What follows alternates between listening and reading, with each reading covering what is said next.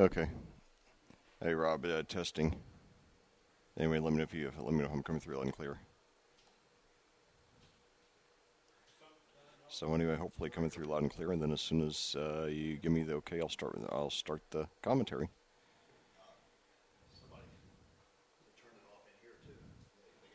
So anyway, we're coming at you live here at Plainfield. For those of you tuning in for the game, we will begin the broadcast in just a few minutes. 5:51 your time of day now. So yeah, 88 degrees, man. This very well might be a record. So it's for my commentary career, not of all time.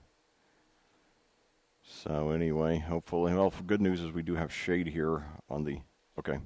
We do have shade here on the home bleachers. Not so with the visiting bleachers, though. I've got to see at least one Greenwood fan over there who has an umbrella. So anyway,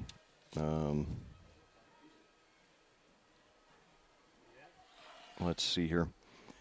Yeah, it's a pretty sparse crowd. I know this is JV, but I think the weather's keeping some people away, understandably,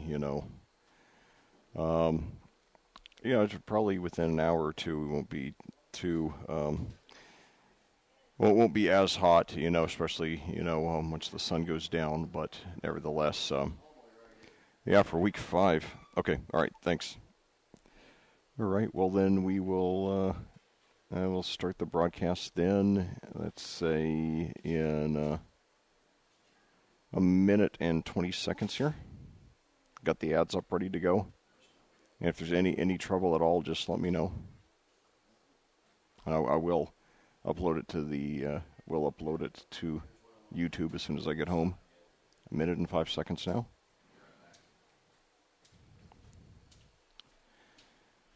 And I'll keep my phone with me at all times in case you need anything at all. 55 seconds now.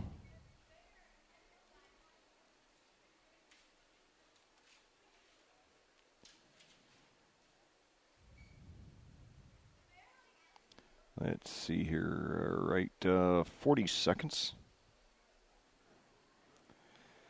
So yeah, all the broadcasts I missed with the weather. It does feel good to be here on a Monday night. That's for sure. 30 seconds, and of course Plainfield, one of my homes away from home, along with Cascade and Avon.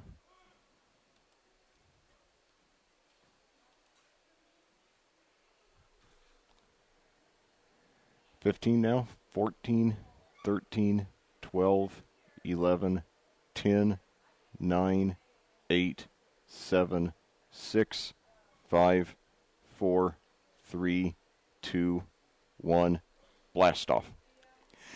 Hello, and welcome to the campus of Plainfield High School. My name is Lec Zorn, and I'll be bringing you all the action as your Plainfield Quakers challenge the Greenwood Woodmen in Week 5 of the Indiana high school football season. Well, last Friday night down at Greenwood, your Quakers got a big 35-21 win, their second consecutive win on the season to improve to 3-2, and now it's time to get a look at the future of these programs in the junior varsity game. It's a very unseasonably hot day. This is September 17th, but the temperature right now here in Plainfield is 88 degrees, which is the highest it's been today. And we're not supposed to have much relief until Friday, when the high is only supposed to be 85. So we're supposed to have thunder showers that day, which I guess is the reason why the high for Saturday is only projected at 74. But we have a very sparse crowd here.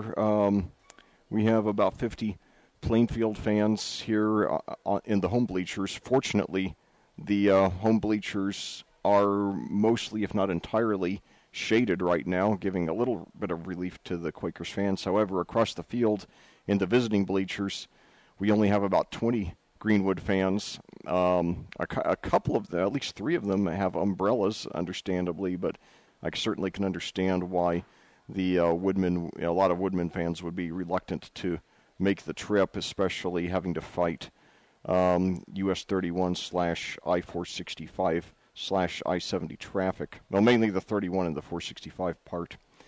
But anyway, the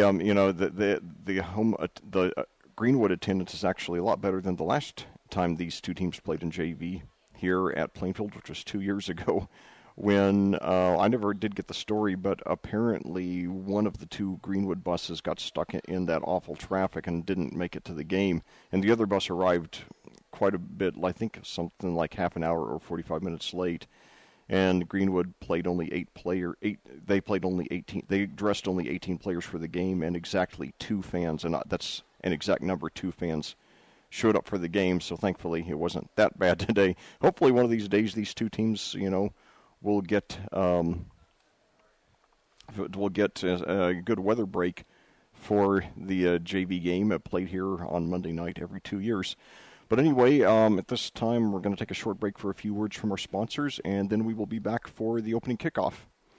Plainfield Greenwood coming at you live under the Monday Night Lights. Next.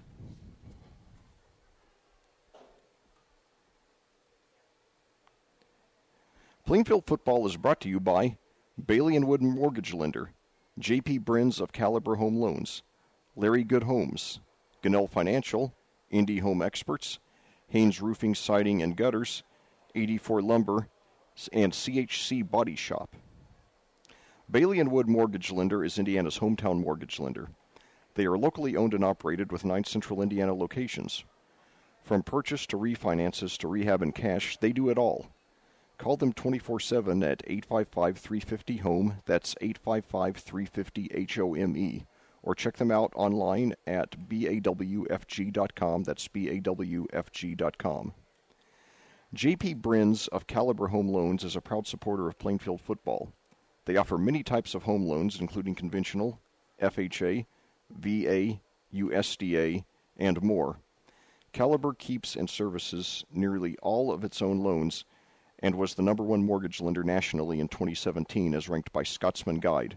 Learn more today at caliberhomeloans.com/JPBrins.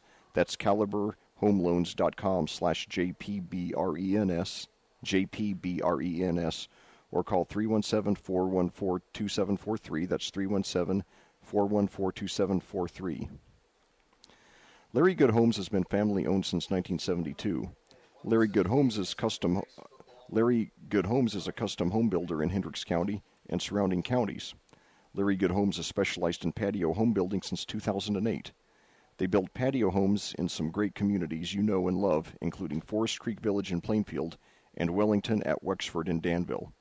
Learn more at larrygoodhomes.com, that's larrygoodhomes.com, or call 317-839-7481, that's 317-839-7481. Gunnell Financial are experts in accounting, tax, and wealth management. Open Monday through Friday from 9 to 5, and evenings and weekends by appointment. You can learn more about them at their website, gunnfin.com. That's gunnfin.com, or call 317-203-4433. That's 317-203-4433. And at that, we will pause for the national anthem.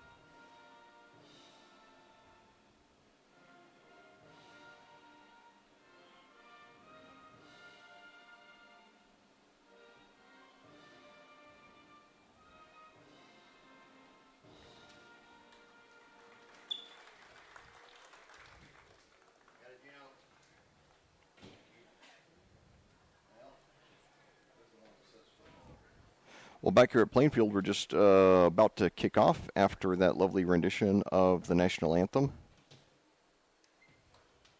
So anyway, hopefully we'll get hopefully we'll get at least a few dozen more fans as the sun starts to go down and temperatures cool. But we will see. Nevertheless, always exciting to get a great look here at the future of these two programs. This is the 7th consecutive year in which I've commentated Plainfield football. But I haven't been doing as much this year because I've been out at Cascade so much. So it is good to be back here in Plainfield, one of my homes away from home. And now to kick off for Greenwood, we have Una Merritt. That's O-O-N-A. That's a new one to me. And now back deep to receive for Plainfield, we have Keegan Scheffler. And then the ball is kicked, caught on a hop at the 19, brought over to the 30, 35. Got some room on the left side of the field, and he's up to about the 37 there. That was Caleb Weigel there on the return. So the Quakers start with pretty good opening field position here. So anyway, I'm handling commentary, statistics, and camera tonight, so I apologize in advance if I screw anything up. I certainly hope not to. But anyway, we start off with Keegan Scheffler and Carter Fiesel lined up to the right, one receiver to the left. And now we got a handoff there, and he's up for about 6 there, so that's a good start for the Quaker offense there. Let's see, that was number 25, okay. 25, that's Tyson Gibson. For the Quakers, they give him credit for 6. And now Gibson gets it again. This time he's up very close to the first down. Looks like they're going to mark it a yard short with 9:07 to go. They play 10-minute quarters here in JV ball.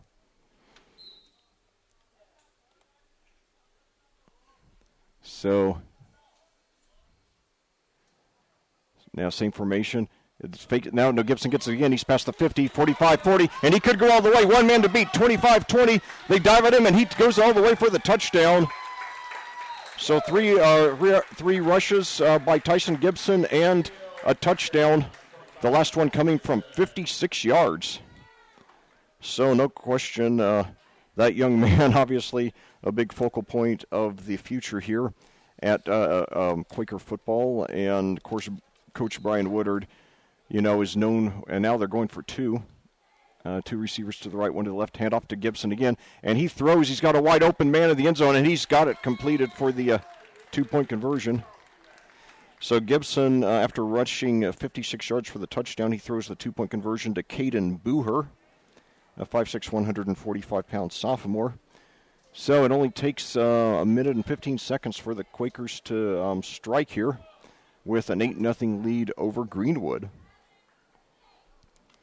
But I'll tell you, I always think back to whenever I commentate Plainfield Greenwood in any sport at any level, I always think back to that JV broadcast that my broadcast partner Rob Kindle and I did a couple of years ago. When, like I said, only 18 woodmen shown up, and I always mean to check and find out if anybody knows exactly what happened. But nevertheless, it was. I was glad to see the Quakers get the win. The final score was 50. It was 50-8, and I think the last quarter, maybe the last quarter and 3 minutes or so were played under a running clock, which has to be done by mutual consent. I've done, I think, 2 or 3 varsity broadcasts that ended with a running clock. So anyway, great start to the game by Plainfield, trying to, and now it's a mid-level kick. It is fielded there, and it's bobbled at, and brought up to the 30, and now he's tackled at the 34. 8:40 to go here in the first quarter. Your score, Plainfield 8, Greenwood 0. The Quakers scored easily on their first possession on a 56-yard rush by Tyson Gibson. He is a 5'4", 145-pound junior. undoubtedly will be playing some varsity ball very soon. Certainly could be one of the team's leading rushers after the great Tavian Gadia takes his game to college next season. So now one receiver to each side, I formation. Got the handoff there to the fullback, and he gets up about 1 or 2 yards. So now it's going to be 2nd and long for the Woodmen. So there it looks like that was Sam Rapp there for the Woodmen. They give him credit for 2. So now I formation, 1 receiver to each side. Greenwood tends to be a rushing team. Now a pitch back to the halfback, and he gets it up past the 40 to about the 42. That was Grant Starnes, 5'2", 125 pound, a sophomore. So a lot of little guys getting some action here in the early going in this game. They give him credit for 4, bringing up 3rd and 4.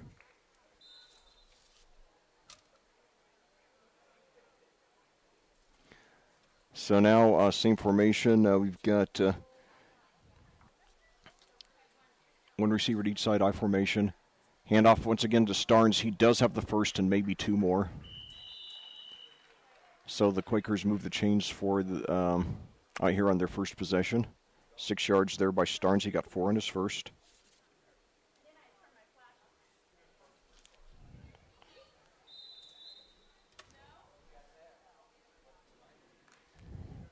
So 1st and 10 for the Woodmen at their own 44. And now we got a whistle before the snap. 7:04 to go here in the first quarter, and in a very hot evening here at Plainfield, week 5 of 9 of the season. So now the quarterback throws deep down the left side. He's got a man open, just overthrown, just about a step ahead. So the intended receiver, I believe that was Joel Kell. He is a junior, 5'11", 155. So that will bring up 2nd and 10. That was the first pass of the game by either team.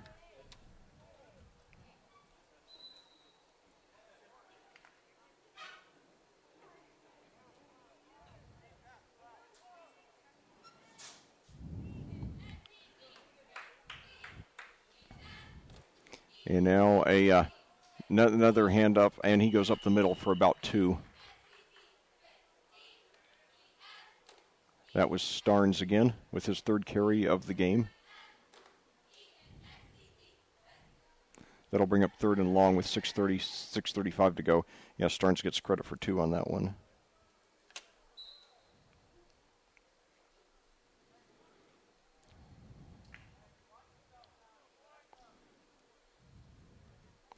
So now the Quakers, the Woodmen line up same formation. I believe they've done this formation every play, 1 receiver at each side.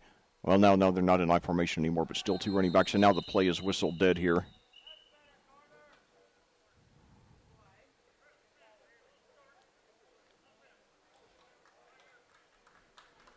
So the clock stops with 5:12 to go. It's going to be a call. The call is going to be against the Quakers.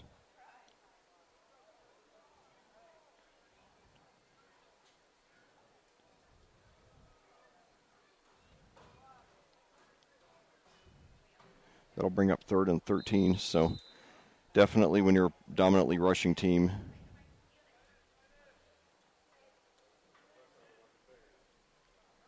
you want to avoid 3rd and longs as much as possible. So now 2 receivers to each side, the 2 running backs.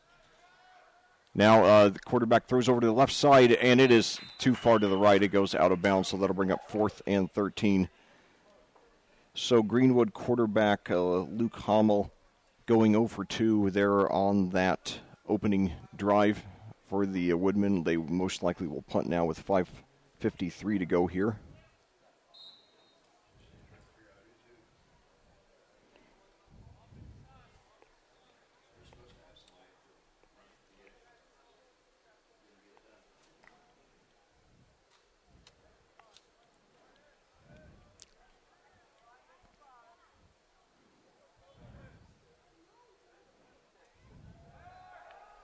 And now they're going to go for it, and they got a completion there, but he is going to be well short of the first down. So that's going to be a gain of just about 4 or 5 yards there to Joel Kell. So high-risk move. Granted, it's JV, and they give him credit for 5 on that one. Granted, I mean, it's only a JV game, and these JV games often have the feel largely of exhibitions, but still a surprise move on 4th and 13, on your first possession of the game when you're only down 8-0. So now Plainfield back in action. Got a handoff here, and he got some room on the right side. We got a flag, and if it counts, he's going to have the first down up to about the 37, excuse me. But it's coming back. It's going to be holding against the Woodmen.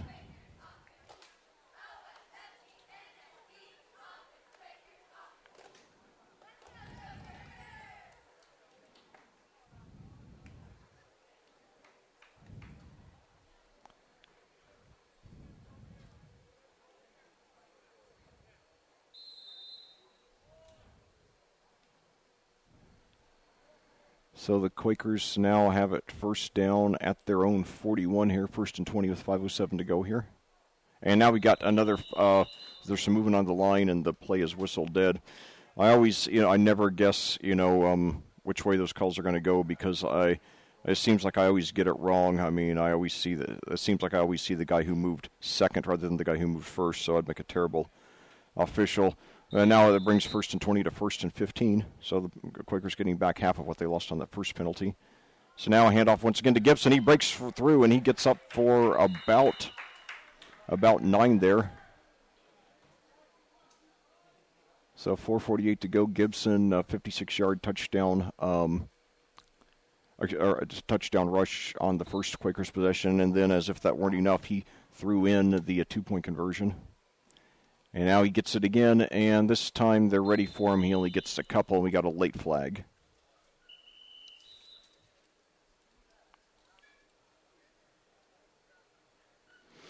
But yeah, this is the 7th season in which it's going to be a face mask against the Woodmen.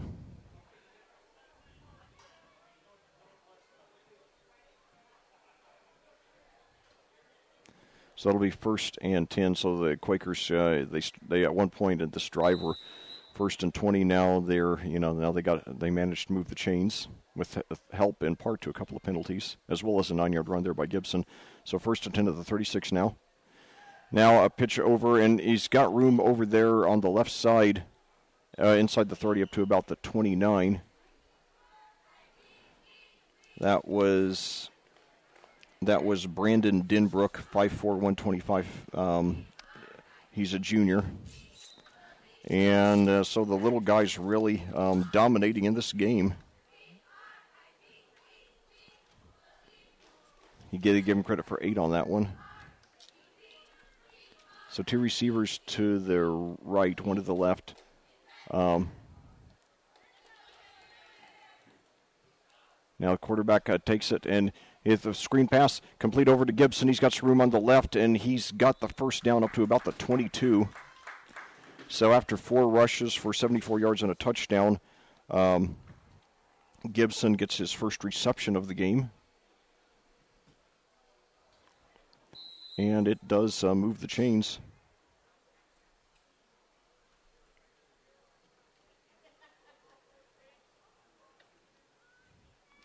First pass from Greenwood all game.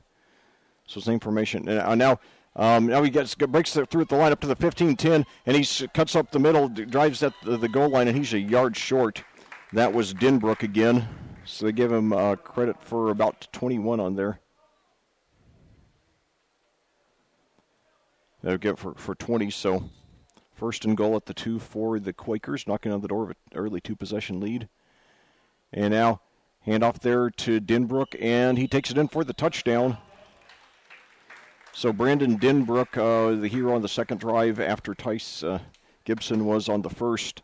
And the Quakers, like that, have a 14-0 lead with the conversion pending here with 3:05 to go here in the first quarter at Plainfield.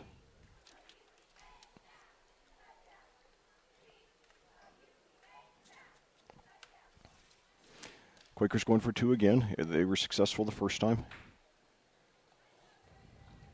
A handoff there to, I believe it's Gibson. They're right on top of him. No, it's Denbrook, and he's brought down well short of the end zone.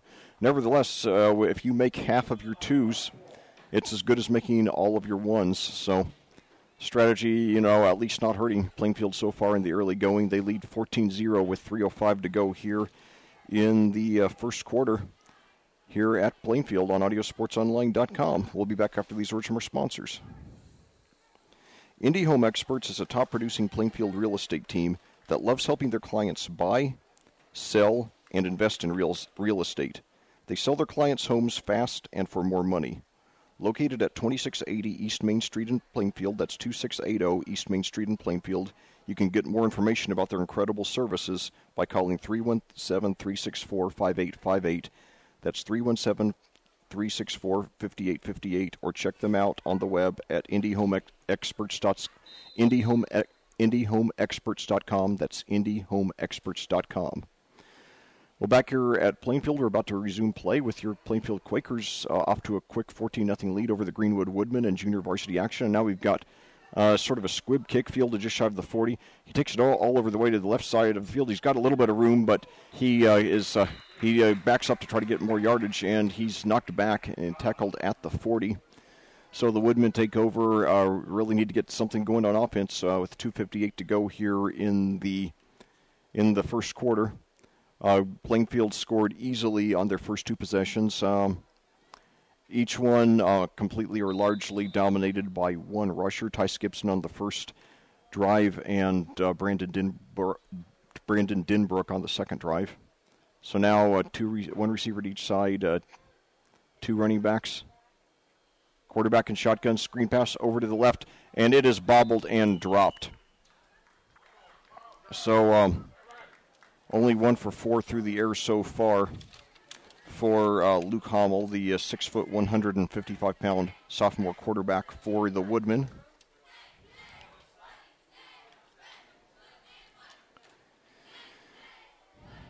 .240 to go here in the first quarter at Plainfield. We're coming at you live here on audiosportsonline.com. A lot of teams, a lot of our client schools here at Audio Sports. Hold that thought. So now we've got Cameron Starks and Joel Kell, the wide receiver, and now got a handoff there to Sam.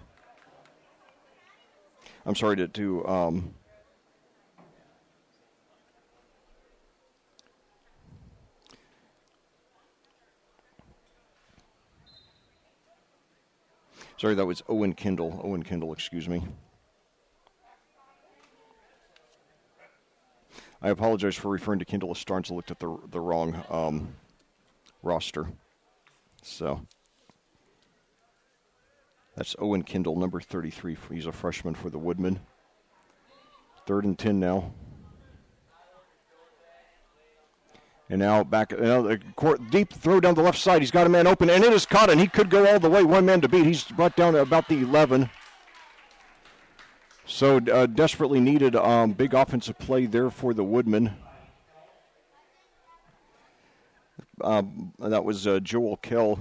They give him credit for, I believe, they're marking him at the 12, so that's a 48-yard gain. So Morrell to Kell. That's got a nice ring to it. Morrell to Kell for 48 yards.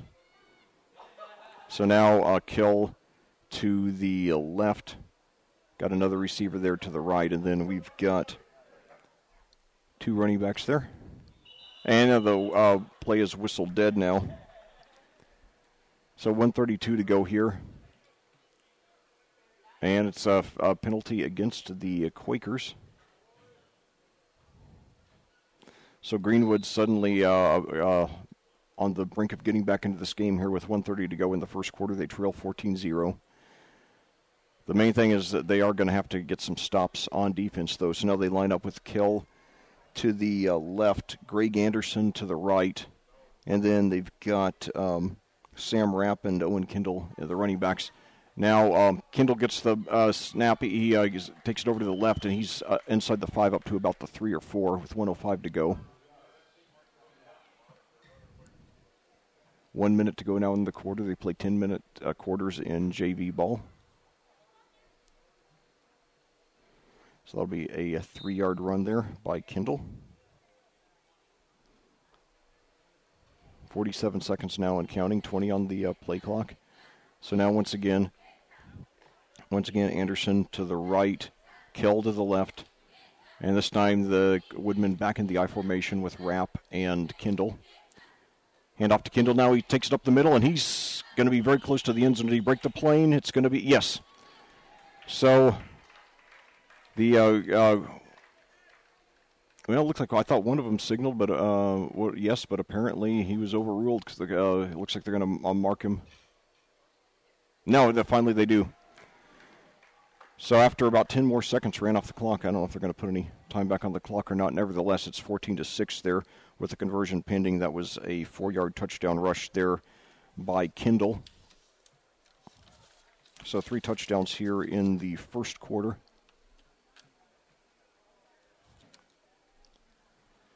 And now the Woodmen with the same formation going for 2 again. And they give it to Kindle, and it looks like they're going to stop him at the 1.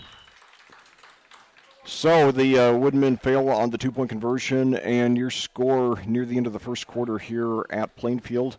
Your Plainfield Quakers leading the visiting Greenwood Woodmen in junior varsity football action, 14-6.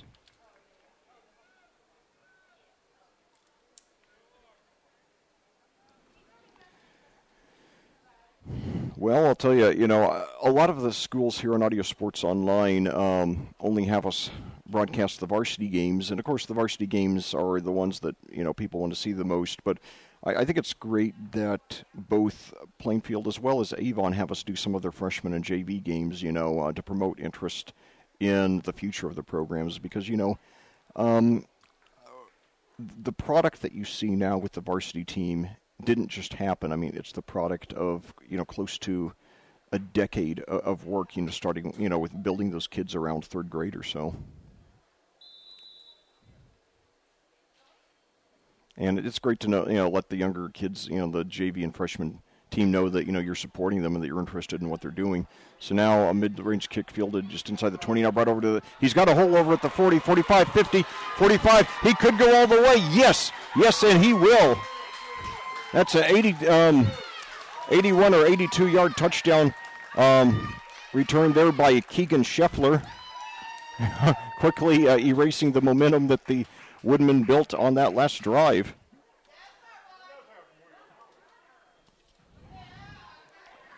So the Quakers making it look easy here in the first quarter.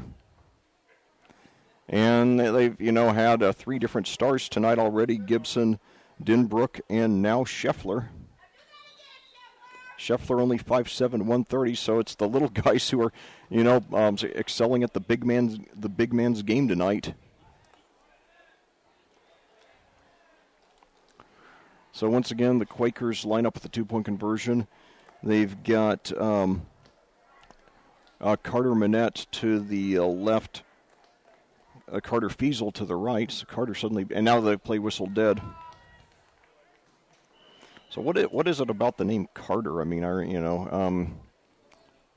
don't know. Maybe it's a tribute to Jimmy Carter. I don't know. My step-nephew, one of them is named Carter as well. I just don't get it. I mean, it's part of this whole crazy trend in the last generation where now people are, giving their kids names, first names that are that traditionally have been last names. It's a trend that I hope ends in the fairly near future, but anyway, 2 receivers to the left, 1 to the right. Now fake handoff to Gibson, throws into the end zone, and it's just off target. The throw was to Carter Manette. Nevertheless, Plainfield still with a 20-6 lead over Greenwood with 3.8 seconds to go here in the first quarter.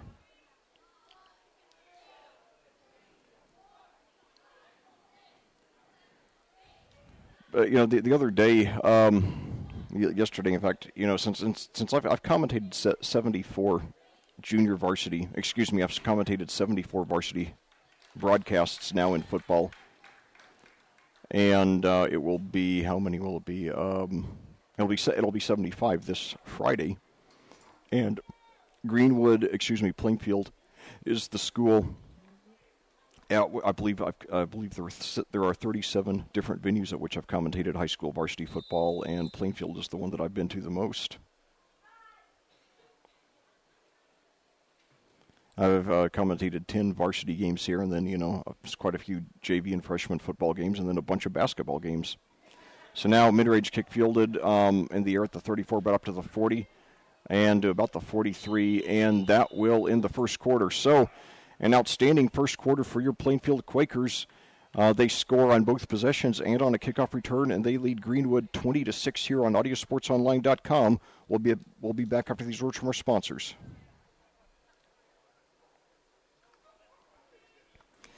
Bailey & Wood Mortgage Lender is Indiana's hometown mortgage lender. They are locally owned and operated with 9 central Indiana locations. From purchase to refinances to rehab and cash, they do it all. Call them 24/7 at 855-350-HOME. That's 855-350-HOME. Or check them out on the web at bawfg.com. That's bawfg.com. J.P. Brins of Caliber Home Loans is a proud supporter of Plainfield football. They offer many types of home loans, including conventional, FHA, VA, USDA, and more. Caliber keeps and services nearly all its own loans and was the #1 mortgage lender nationally in 27 as ranked by Scotsman Guide. Learn more today at caliberhomeloans.com/JPBrins. That's caliberhomeloans.com/JPBRENS, or call 317-414-2743. That's 317-414-2743. Well, back here at Plainfield, we're about to start the second quarter with your Quakers off to an outstanding start, leading the Greenwood Woodmen by a score of 26 here in JV football. My name is Lec Zorn. Always great to be here in Plainfield. This is the 7th consecutive season in which I have commentated some Quaker games. And this is one of my homes away from home here. So now Greenwood trying to keep this one from getting over their heads. And it's a screen pass that's complete. He breaks a tackle out of the line of scrimmage, dives up, almost gets the first down there.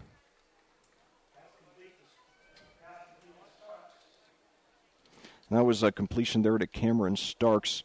And Greenwood traditionally has been a heavily rushing team. However, in the kind of hole that they're in, I imagine they will be going to the air more than usual today.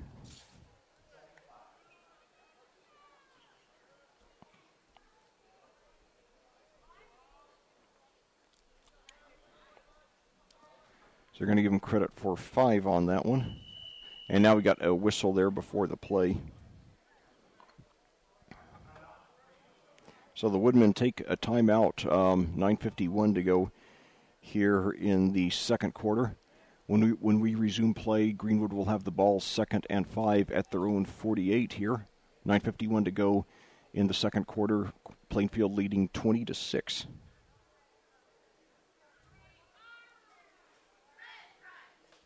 Already 6 passes by Greenwood quarterback Luke Hamel in this game. I apologize for referring to him as Morrell. I had him confused with I'm trying to think where Cohen Morrell played for. He was another quarterback, or maybe not even. I think he was a quarterback. I don't remember where he played.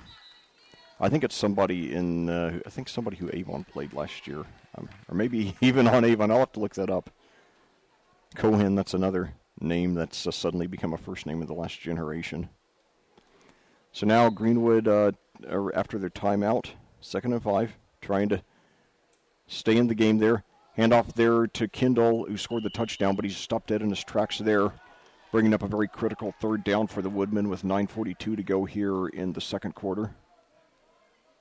Already 2 possessions down, and when they did get their only score of the game, Plainfield scored a touchdown on the ensuing kickoff.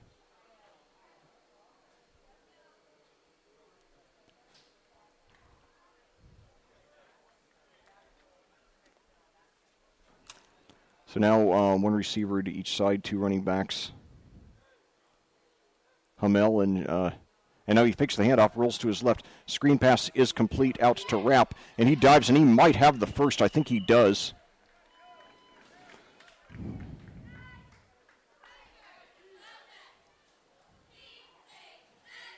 Yeah, they're marking him right at the Plainfield 47. Yeah, and they are giving him credit for the...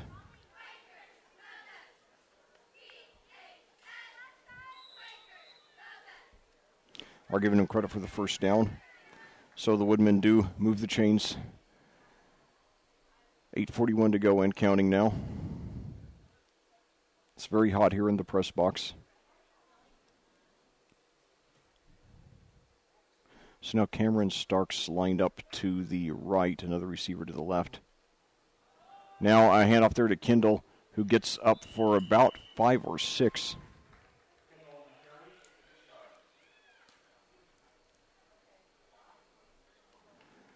So they're marking him at the 42. I have Kendall now 8 rushes, 24 yards, and a touchdown. So now the Woodmen with Kell lined up to the left, Starks to the right. I formation. Pitch back now to Kendall. He goes to his right, then up the middle. He picks up maybe 1 or 2, not much. It'll be 3rd and short. 7:40 to go here in the second quarter. Plainfield 20, Greenwood 6. The Quakers have scored, and they only give them credit for 1, by the way. Already 9 carries in the game for Kendall. He's 5'9", 140. So now same formation there. Hamel, the quarterback.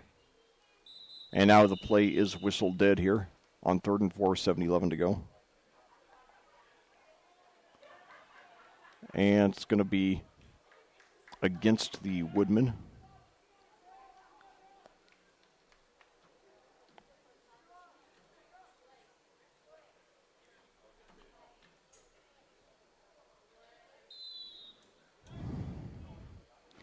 So that brings it back to the 46 now.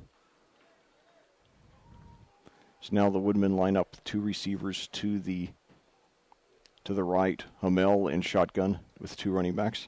Takes the snap.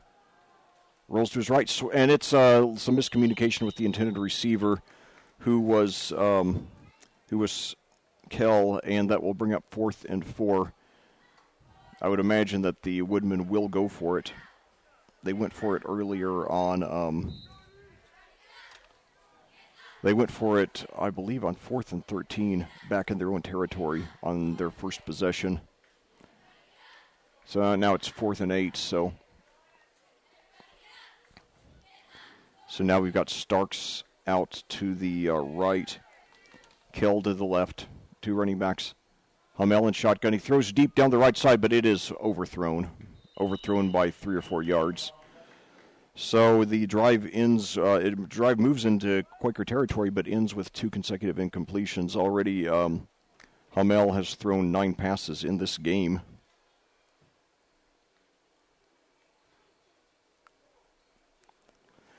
Greenwood's program overall has been fairly successful in recent years. Last year, I mean, for a long time, they were a team that would usually win roughly 1 tournament game a year, but then last year they finally got a breakthrough, advancing to the semi-state. However, now they're taking it on the chin to start the season, enter this game only at 1 and 4.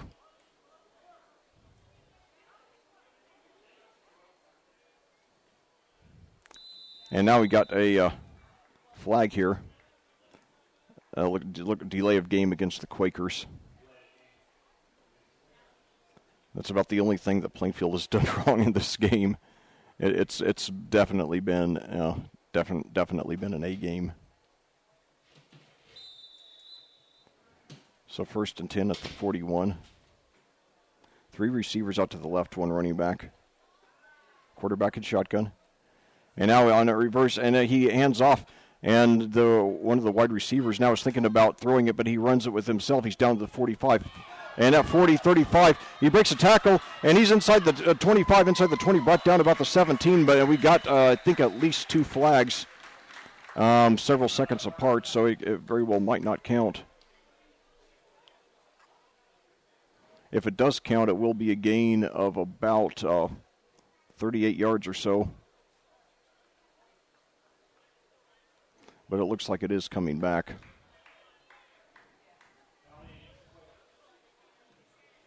But the last flag I saw one flag very early, and then I saw one flag very early, then I saw one that was around the time of the tackle.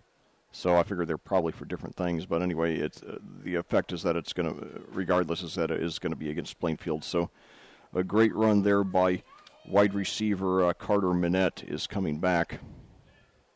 He took it on a reverse, looked like he was going to throw, then ended up breaking a few tackles down the right sideline. So one receiver to the right, 2 to the left. And now handoff there over, and he's got up to the 40, 45, 50. He's got the first down the right sideline, knocked out of bounds around the 36 or 37. That was Denbrook, who had a touchdown earlier. So that will, despite the penalty, he did move the chains from his own 36 to the opposing. Let's see, where do they mark it?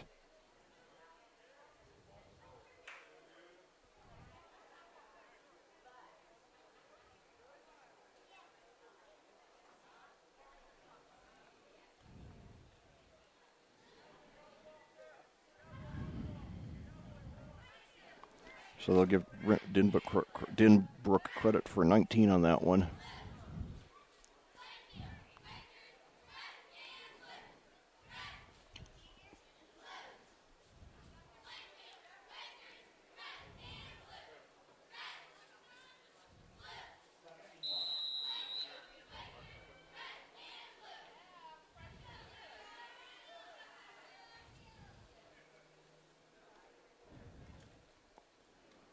Now a handoff there.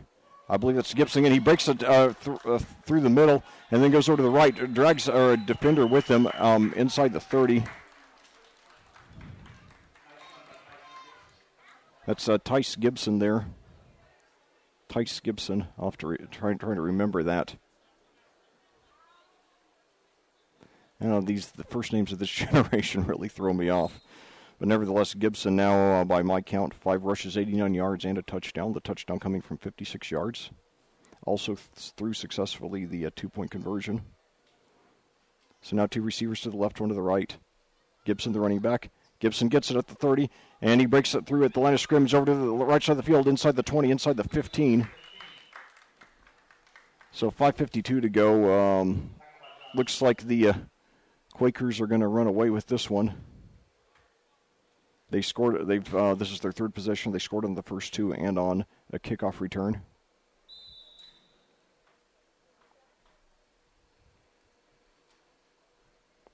So now Gibson rushing for 15 yards on each of the last 2 plays. 1st and 10 at the 15. 2 receivers to the left, 1 to the right. This time picks the handoff, throws into the end zone, and it is incomplete. The intended receiver was Minette. Only the 2nd pass by the Quakers of the game. Nevertheless, low risk time to do it. That'll bring up 2nd and 10 at the 15 with 5:33 to go.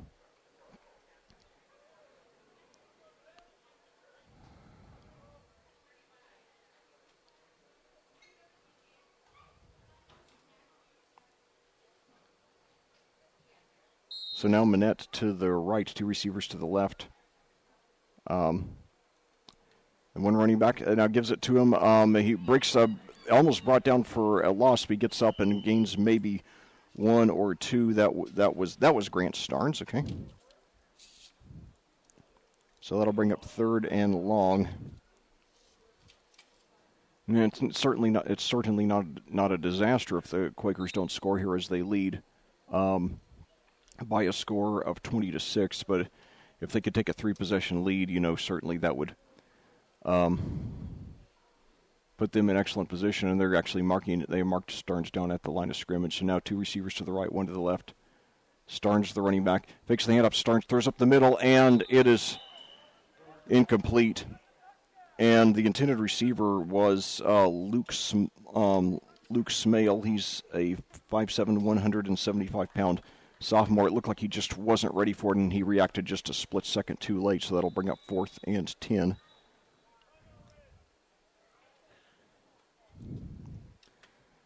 So now let's Plainfield takes its first time out here with 4:50 to go here in the second quarter. The one thing to be certainly not something to be scared of, because I think Plainfield will win this game, but if they turn it over on downs here, then even if Greenwood does not score the rest of the half, they do get the balls first to start the second half, and then if they scored, then it would be a one-possession game, and they would be right in the thick of it. So certainly if they would, now I don't know if Plainfield has any kind of reliable kicker here. It would be from here a 31-yard field goal, but as they've gone for the 2-point conversion on all 3 touchdowns, probably they don't have a real good kicker. So pretty much it looks like it's probably going to be touchdown or nothing here.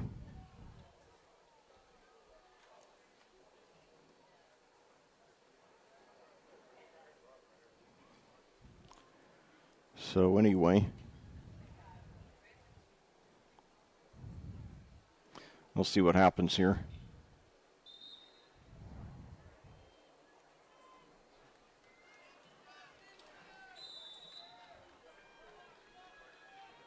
So now back to action here at Plainfield. We've got Manette lined up to the left, then we've got Scheffler and Fiesel to the right, one running back. Now the handoff there to Manette. He looks like he's going to pass, but then he runs over to the right side. Inside the 10, he dives. He's short of the first down, however. He ended up getting about 5 out of it, so the Woodmen do take over on downs, lucky to only be down by 14 now. 4:42 to go and counting. I'm sorry, and the clock stopped, excuse me. Sorry about that. So that was 4 there on the rush by Manette.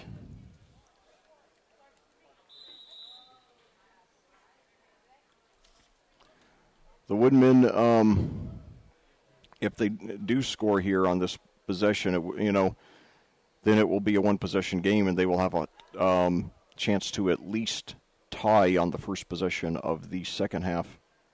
So the Woodmen still with a fair chance to make a game out of this. Kell now to the left and Starks to the right. And now they got a rush there up the middle to start off.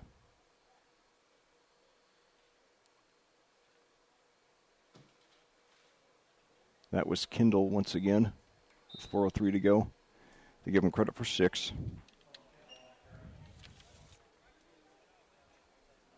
Already 10 carries in this game for Kendall.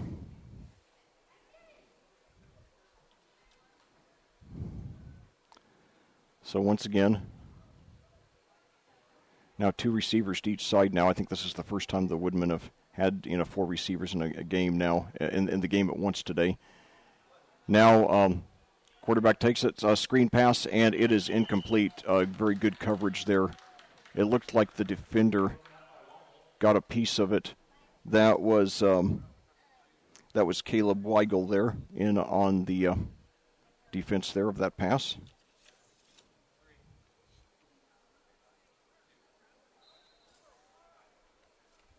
So a very big 3rd and 4 now for Greenwood. Each team with 2 timeouts left, 3:30 to go, and now the Woodmen take their second timeout. And at that, I'm going to check, because my mom said she's listening to the game and was not able to get any sound, so let me see if the sound is working, at least from my end. Hopefully so.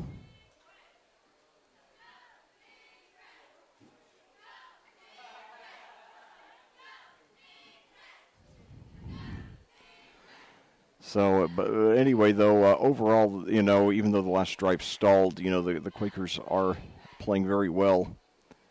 overall in this game, and certainly, if you're a Quakers fan, you just have to feel good at what you've seen here today.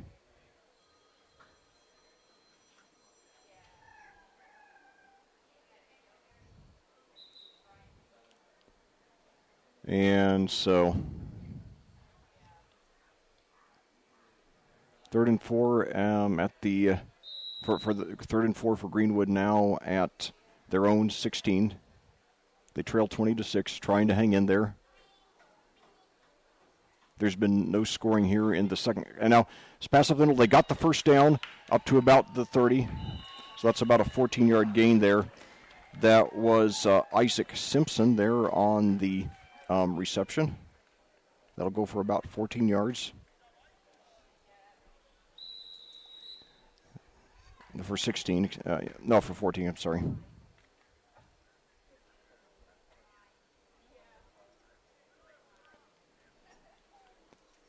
So now 2 receivers to each side, 1 running back. Quarterback takes a snap, and another, and Simpson again, and he's got another first by a yard or 2. So Isaac Simpson certainly becoming the go-to guy for Greenwood late in the first half. They give him credit for 11 on that one.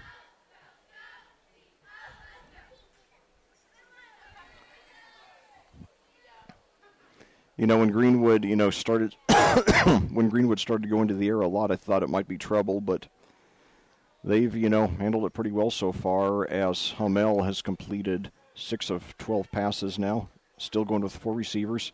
Now throwing deep down the right side, and it is looked like he lost it in the sun. The intended receiver there was Starks, and I will try not to get the names Starks and Starnes mixed up here. That does stop the clock with 2:35 to go.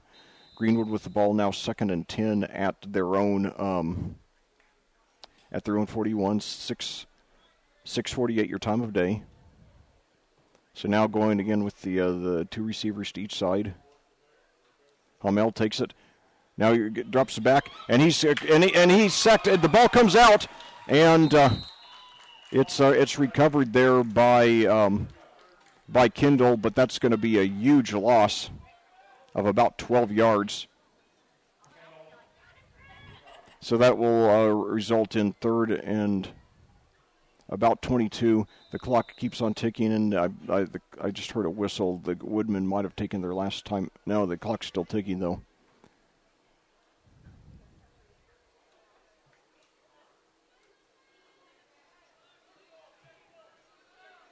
So now,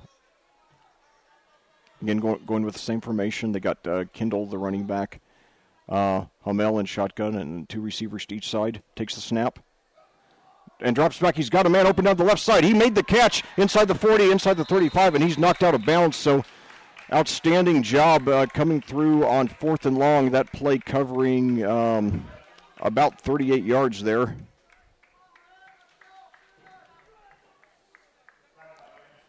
That was Cameron Conway there on. I'm sorry. Wrong. That was Joel Kell again.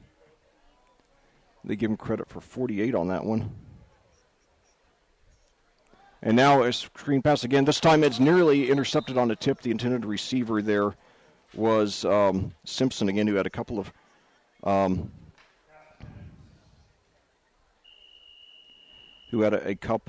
of receptions earlier on this drive.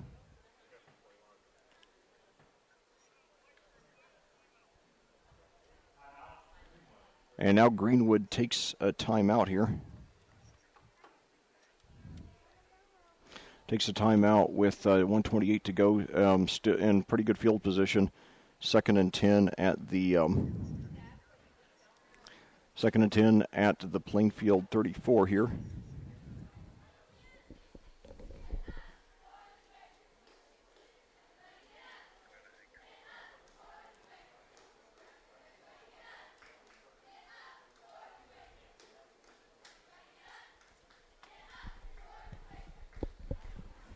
Okay, well, I just checked on my phone. I am getting sound, so Anyway, that's a relief there. So when we resume play, it will be Plainfield 20, Greenwood 6 with 1:28 to go here in the second quarter. The Woodmen have the ball 2nd and 10 at the Plainfield 34.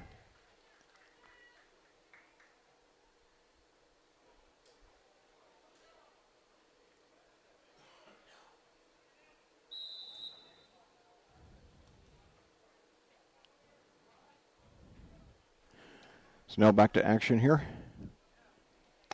2 receivers to each side. Kindle, the running back.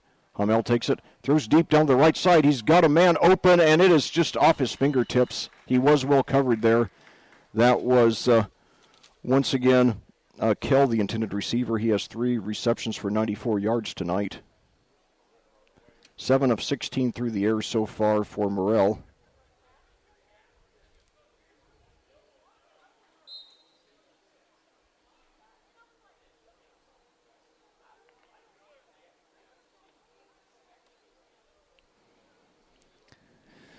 So 3rd and 10 for the Woodmen. Same formation here. It's worked overall fairly well for them on this drive. So Hamel now passes up the middle, but it's too high, so that'll bring up 4th and 10. So since the 38-yard reception there to Kell, now the Woodmen have 3 consecutive incompletions going from 1st and 10 to 4th and 10 now. They likely will go for it with no timeouts and 1:19 to go here in the second quarter. Plainfield does have all 3 of their timeouts left.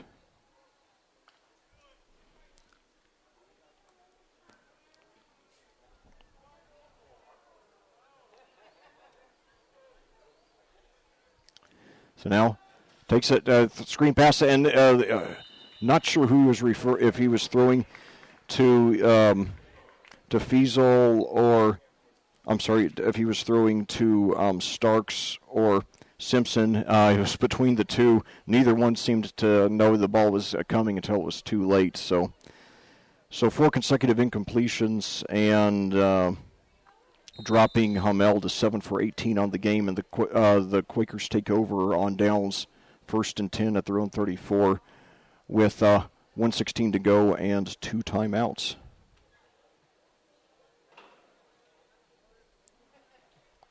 So now Plainfield lines up with Carter Manette and Luke Smale to the left. And now fakes the handoff, throws up the middle. Smale's got it, and he expects 50-45 up to about the 40, but we do have at least 2 flags down, and it looks like it's going to be coming back.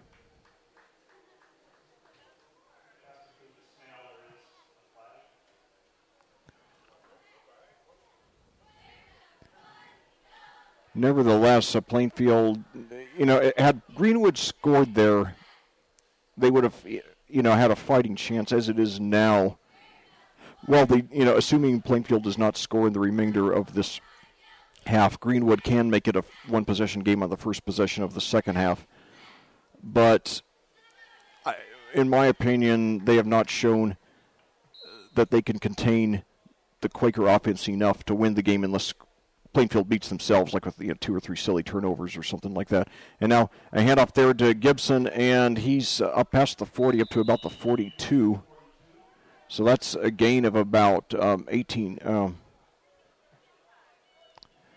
it's about 13 yards there. And now Plainfield in the hurry-up offense. Hand off to Gibson again. He breaks through at the line, and he's got the first down up to about the 46. The clock will stop temporarily to move the chains, and Plainfield does, despite that, take the timeout. Their second, 45.5 seconds to go. That were 4 yards there by Gibson on that play. By my count now, I have him 8 for 121 and a touchdown. The touchdown coming 56 yards on the first possession.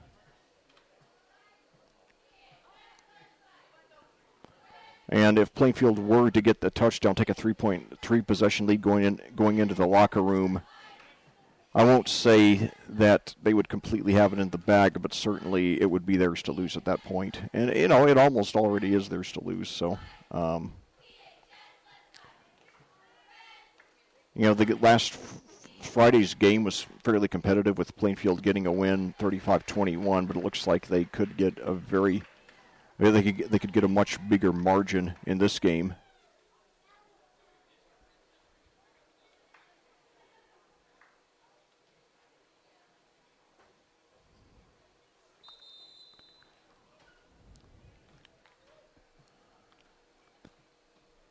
So now the Quakers return to the field.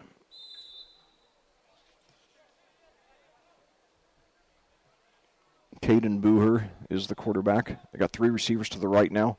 And it takes a keeper over the right side. He's got some room. He's got the first down out of bounds at about the 40. So that's a pickup of about 14 yards there. I believe that's Booher's first. Yeah, let's see here. Where are they going to mark it? Is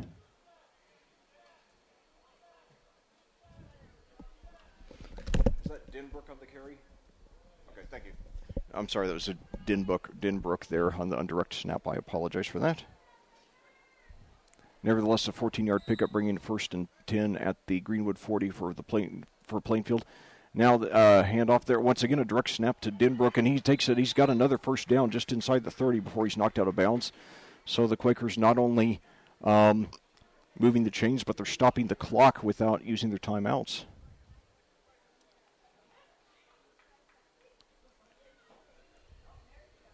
It's 33.4 seconds to go and still a timeout. So now with the ball at the 29, the Quakers with a full range of options here. And now once again a direct snap to Denbrook, and now he breaks another tackle, and he's got another first down and out of bounds, getting the first down with maybe a yard or two to spare inside the 20 up to about the 18. So the last 3 plays, all rushes on direct snaps by Denbrook, rushes of 14, 11, and let's see, and another 11 yards there. So first and 10 at the 18 for the Quakers, and now we've got an official timeout with 25.6 seconds to go, and the Quakers with an excellent shot to get another score here. So the last 3 rushes by Denbrook go for a combined 36 yards, and each one of them going for a touchdown.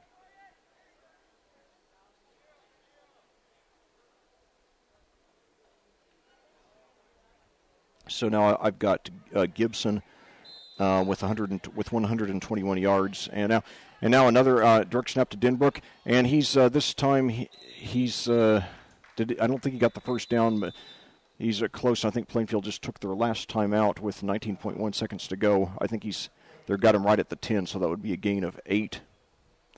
So the Quakers take a timeout with 19.1 seconds to go, obviously wanting to get that 3-possession lead before they head into the locker room. So now I've got with Gibson and Denbrook with 8 carries each. So I've got Gibson for 121 yards and Denbrook for 93, and each with a touchdown. So, and that means each averaging more than 10 yards a carry in this game. 19.1 seconds to go here. 6:59 your time of day.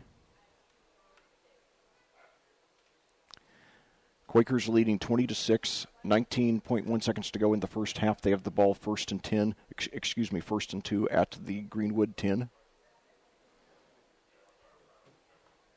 Greenwood has had few answers for Plainfield's outstanding rushing attack all day.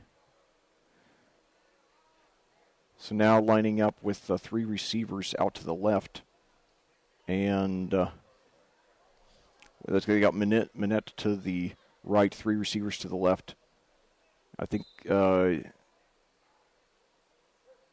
now throws into the end zone, and it is, he bobbled and dropped there under good coverage. Nevertheless, 2nd and 2, so it was a low-risk play. It's still 14.8 seconds to go.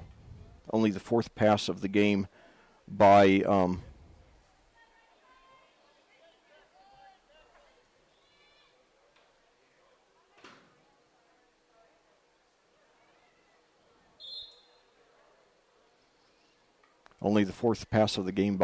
Plainfield. So 2 receivers to the left, 1 to the right now. Now a screen pass over to Denbrook, and he goes in for the touchdown. So that goes a long way towards sealing the deal with 9 seconds left to go here in the first half.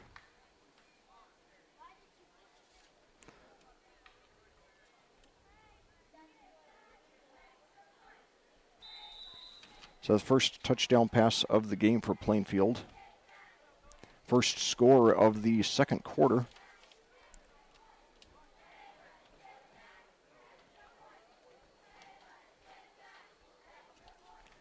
And once again, the Quakers go for 2.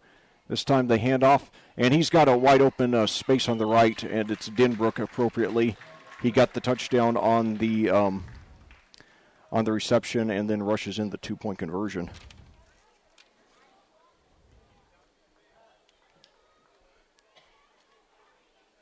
So it's 28-6 your score here with 9 seconds left in the first half. Plainfield apparently on their way to a pretty easy victory, and this time it's over what I believe is the entire Quaker JV team as opposed to 2 years ago when they arrived with only 18 players.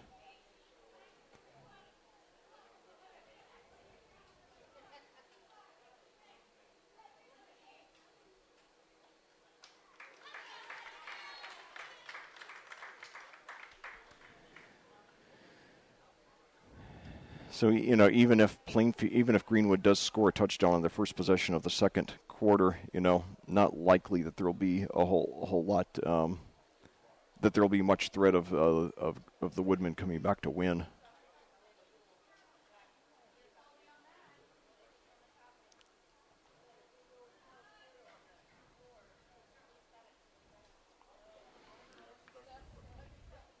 Of the two main running backs by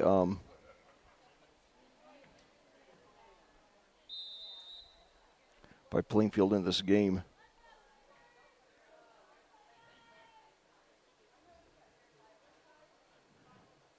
Hold on.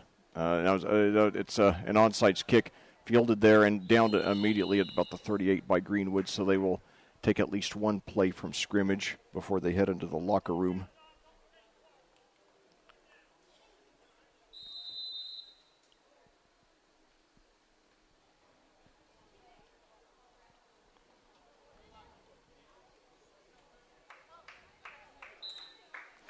And now that the clock runs out. So after 1.5 of play here in this junior varsity football game at Plainfield, your score Plainfield 28, Greenwood 6, a near perfect performance by the Quakers. We'll be back after these words from our sponsors on audiosportsonline.com.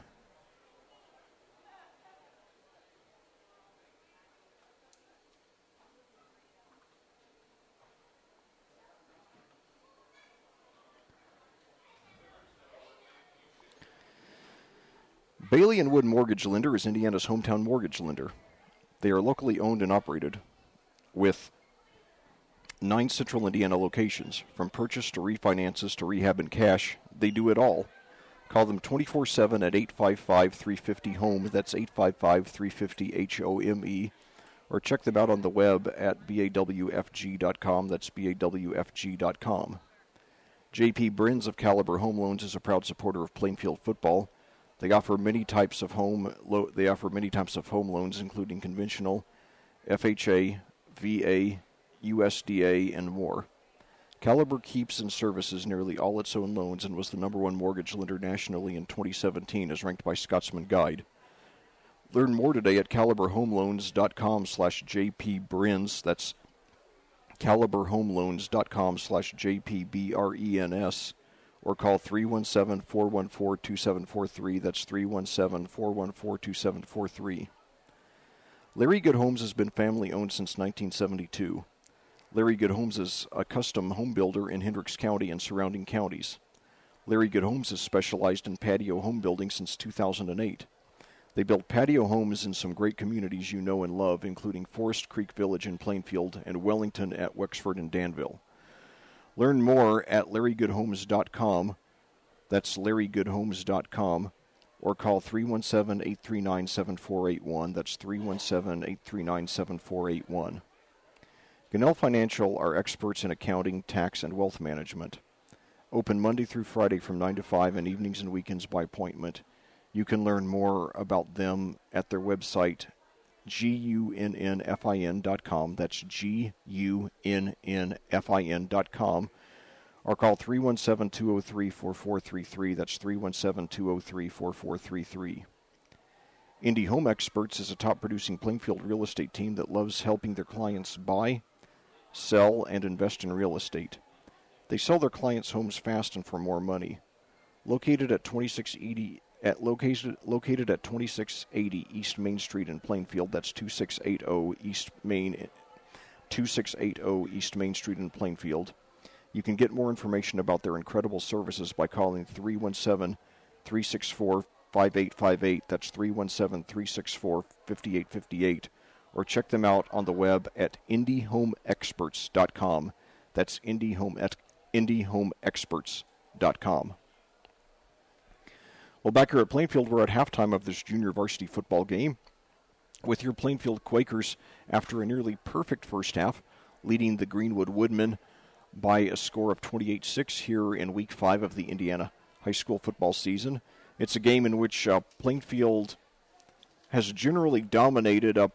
Greenwood has had a few good moments on offense in which they've threatened to stay in the game, but have just not been able to shut down the outstanding Quakers rushing attack. With 8:45 to go in the game on Plainfield's third play from scrimmage, Tice Gibson rushed 56 yards for a touchdown and then threw to quarterback Caden Booher. That's a tough name to say, Caden Booher, for a 2-point conversion, making the score 8-0. Then with 3:05 to go in the quarter, Brandon Denbrook rushed 2 yards for a touchdown, and the 2-point conversion failed, making the score 14-0. Then with 15.7 seconds to go, Greenwood threatened to make a game out of it when freshman Owen Kendall rushed 4 yards for a touchdown, and the extra point failed, making the score 14-6. However, on the ensuing kickoff, Keegan Scheffler took it 82 yards in for a touchdown, and the 2-point conversion failed, making it 26. And then there was almost no scoring for nearly a complete quarter's worth of action until, with 9 seconds left, Booher got his first touchdown pass of the day, 10 yards to Denbrook. And then Denbrook also rushed in the 2-point conversion, bringing us to our current score of 28-6. A look at the unofficial individual statistics for Plainfield. Caden Booher has completed 2 of 5 passes for 18 yards and 1 touchdown and no interceptions. Denbrook had one reception for 10 yards and a touchdown, and then Tice Gibson had 1 for 8. The Quakers have done most of their damage on the ground, with Gibson rushing 8 times for 121 yards and a touchdown. Denbrook 8 times for 93 yards and a touchdown. And in addition, Carter Manette has rushed 1 time for 4 yards, and quarterback, and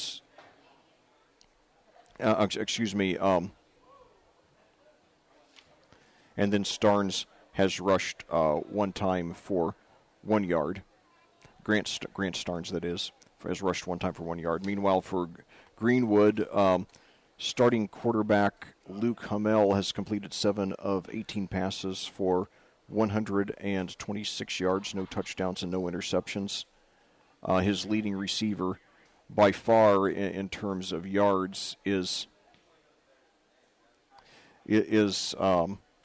Joel Kell, who has 3 receptions for 91 yards. In addition, Isaac Simpson has 2 for 23, and Sam Rapp has 1 for 5, and then Cameron Starks also has 1 for 5.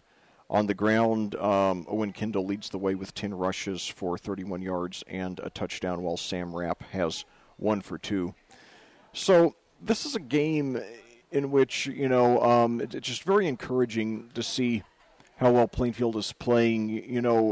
Over the last few years, the varsity team has had a lot of luck, has had a lot of bad luck. Really there was a period of a solid year where just about everything that could have gone wrong with the Quakers did. It all started around the middle of the 2013 season, in which the Quakers, that was the first year of the 6-class football system here in Indiana, and they started off the season with a huge road win over a Class 6A team, Columbus North, a game that I had the pleasure of commentating. And that game, basically the Quakers gave birth to a new star running back, a sophomore named Jacob Maple. And he teamed with then senior Josh Miller to create an outstanding backfield duo. The year before in 2012, Plainfield, I believe, if I remember correctly, just under 60% of their total offense was from one running back, Austin Blevins. And then he graduated, and then Josh Miller and Jacob Maple, the two JMs, made an outstanding combination. But then Miller was injured in around Game 7 of the season. And then in addition, Morgan Hagee, who's now one of the top college football kickers in the country at Ball State. In fact, he, Miller, and Maple all ended up playing together at Ball State appropriately. Hagee was limited to only 2 games that year because of a broken leg, although he did come back strong as a senior and obviously doing very well in college now.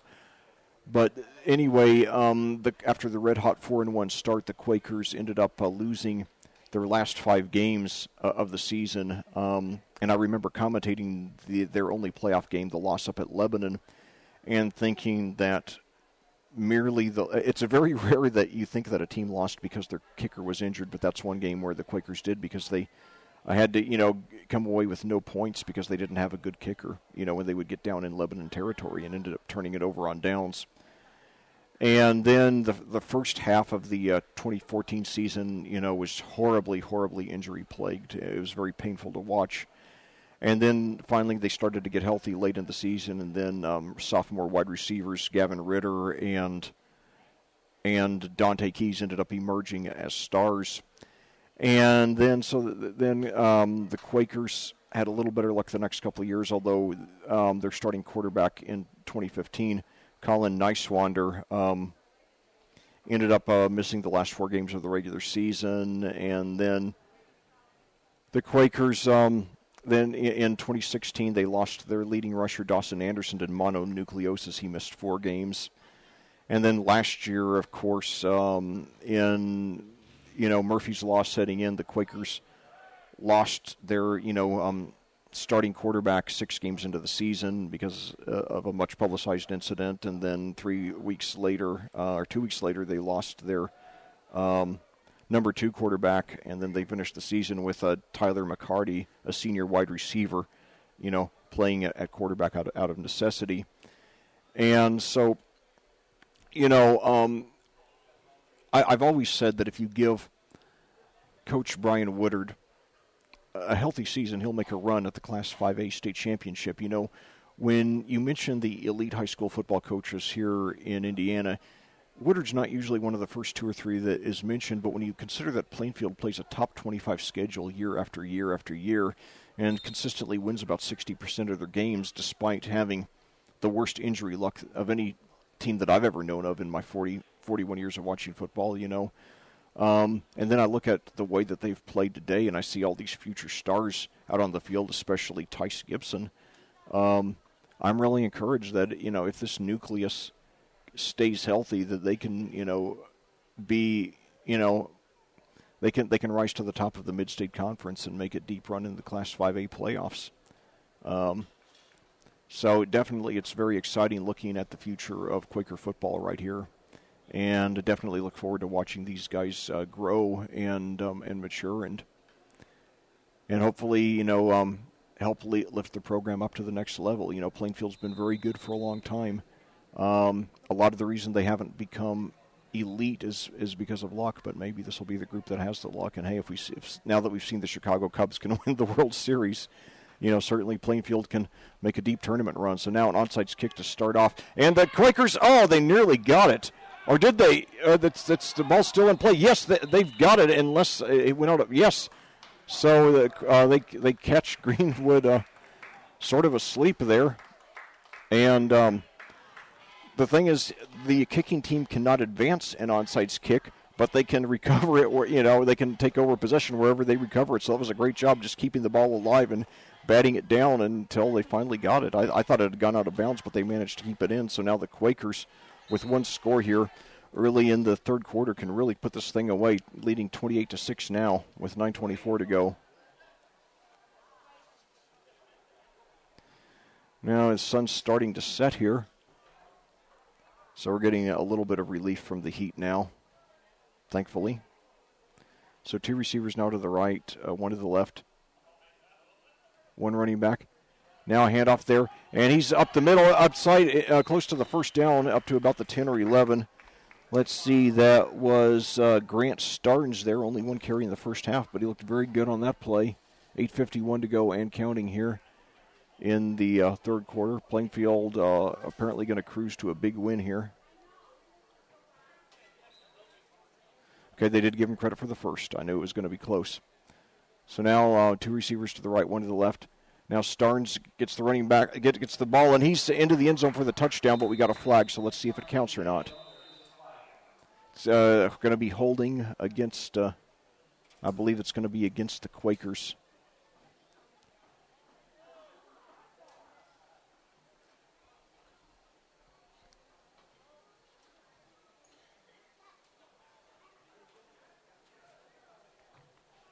So it's going to be 8:28 now.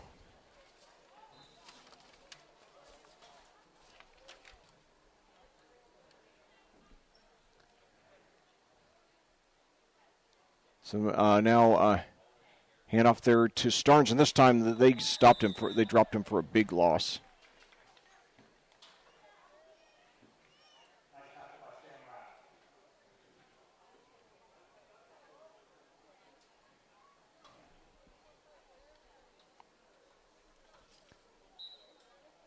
So that'll bring up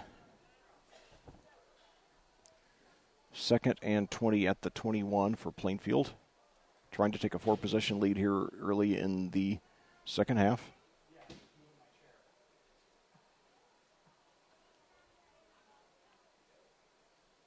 Takes a snap, throws into the end zone. He's got Minette open, and he's got it easily. So just like that, the Quakers, and now we've got the clock keeps on ticking, 7:28 to go. Maybe they're going to play this the whole second half with a running clock.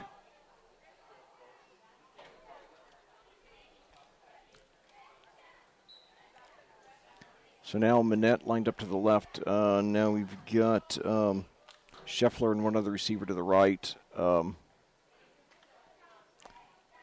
now a handoff there to Starnes, and he does not get it. But nevertheless, Quakers open up a 34-6 lead. They're on their way to victory here on a Monday night in Plainfield.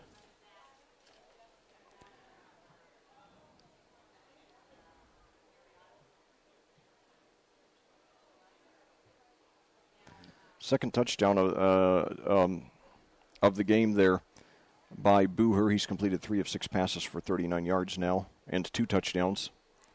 First to Denbrook.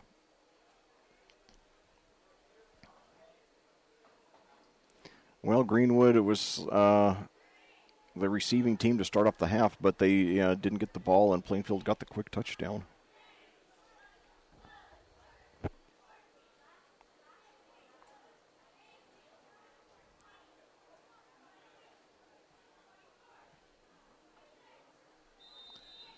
So let's see if they try another onside kick since the last one worked so well.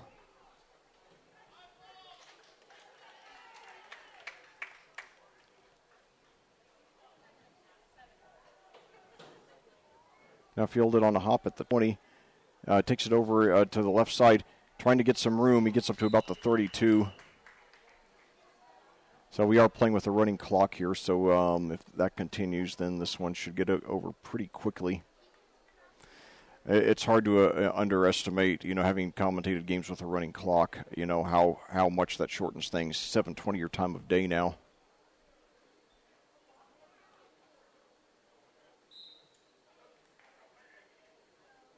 So now Kell to the left and Starks to the right. Two running backs, And now Hamel takes it. Screen pass. It is complete, and he's up for about 4. That is a completion there to Rapp, his second reception of the game. Give him credit for about 4 on that one.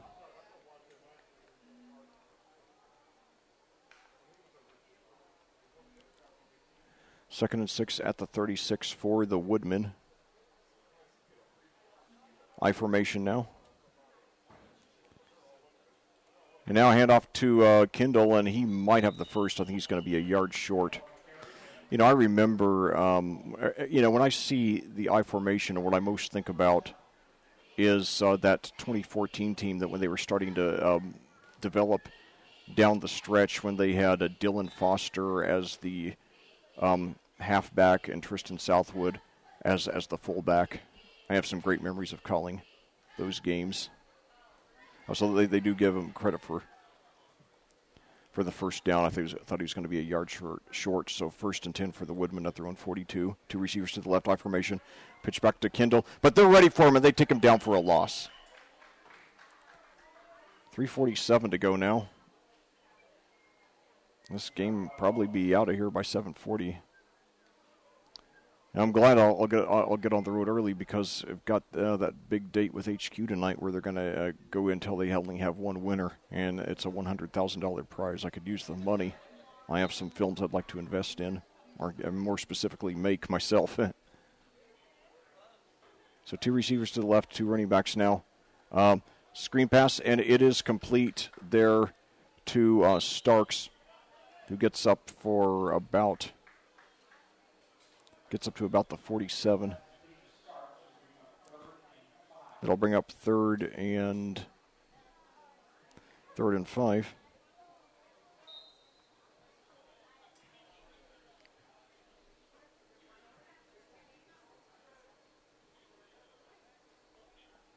So now a handoff there, and he's going to be, I think, a yard short of the first.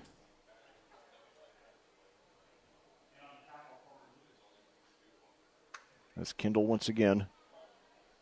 There's going to be 4th and 1 there with 2:35 to go. Looks like the Woodmen are going to go for it.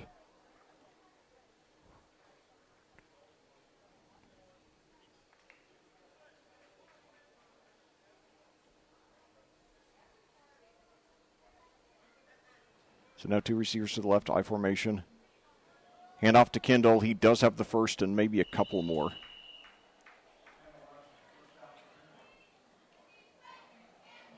Kindle, the go-to guy for Greenwood. He's done a pretty good job and has a touchdown, but he just hasn't had enough of a supporting cast tonight.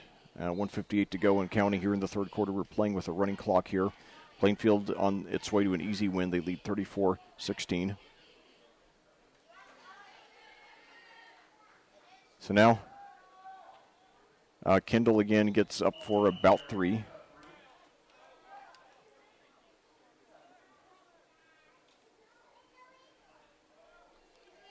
$133 to go and counting.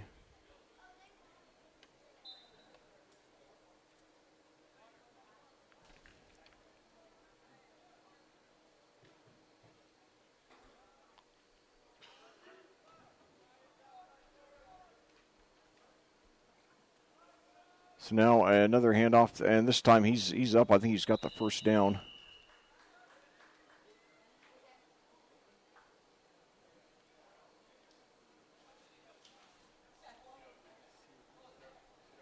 That was a wrap.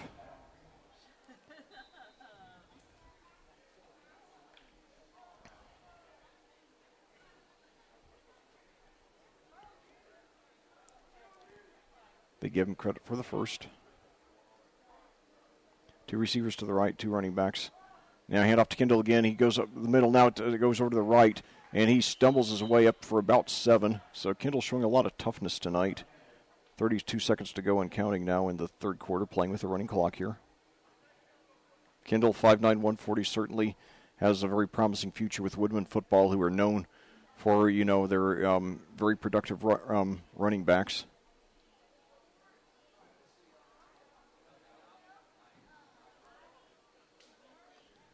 So now, Kindle once again, and he's going to be brought down maybe a yard or 2 short of the first, and that will be the end of the quarter.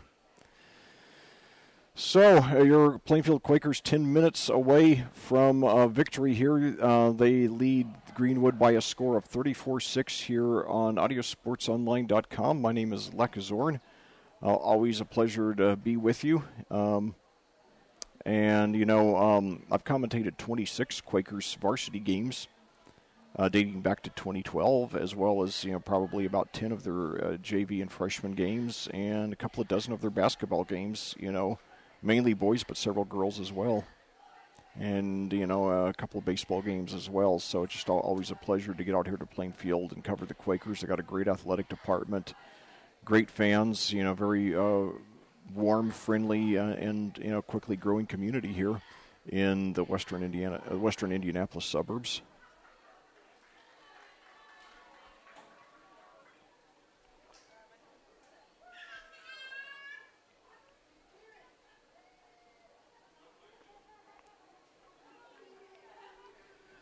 When we resume play, it will be third and four at Greenwood will have the ball 3rd and 3.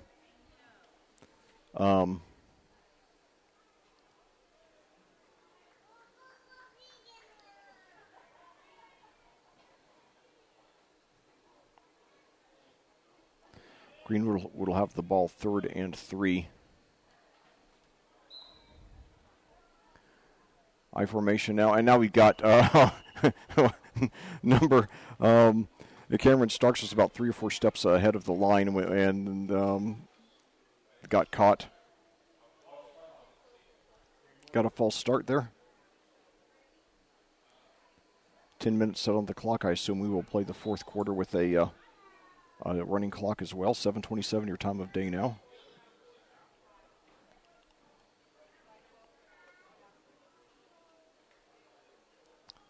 So now they line up. Let's see, we've got Kell and Starks to the right. And we got Rapp and Kindle in the backfield. Hamel takes a snap, rolls to his right. Screen pass, it is complete. And he's got the first down. Breaks a couple of tackles, got some room on the left side. And he could take it all the way, and he does. So that's a 32-yard touchdown pass there to Kell. Kell, unquestionably the player of the game for the Woodmen tonight. He's had some very nice moments. I have him now 4 receptions for 123 yards.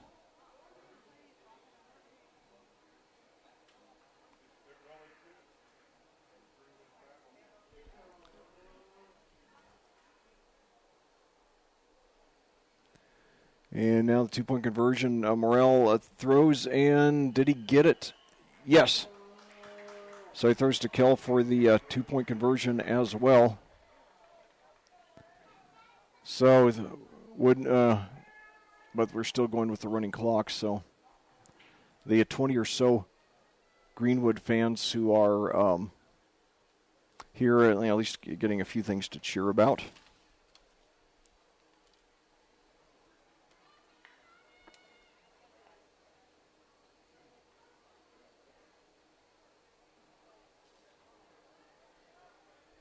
Bringing the score to 34-14. 8:37 to go and counting. Probably won't get home while it's still daylight, but, it'll be pretty close, though. I'll at least get it home, in time to have, a pleasant dinner and play HQ for that $100,000. Now, I often have to miss HQ because of my sports broadcast, which I'm not complaining about, but, it's cool when I do get a chance to do it.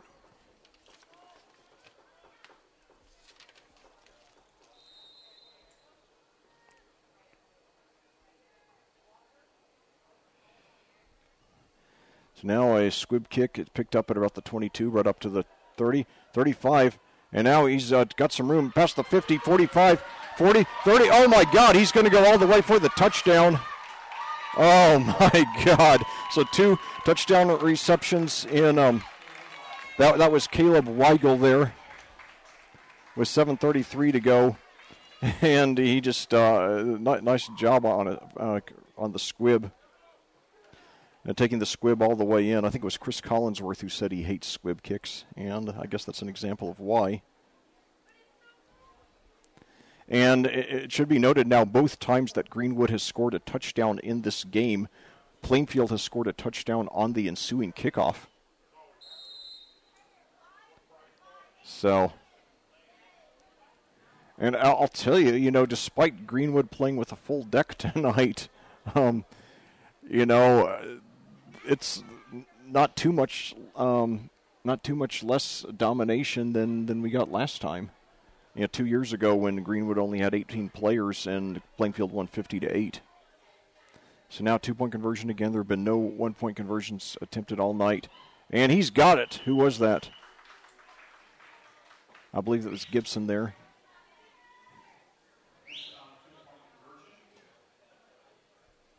Yep, it was Gibson there. So Plainfield going 3 for 6 on 2-point conversions tonight. And again, making a half of your twos is as good as making all of your ones.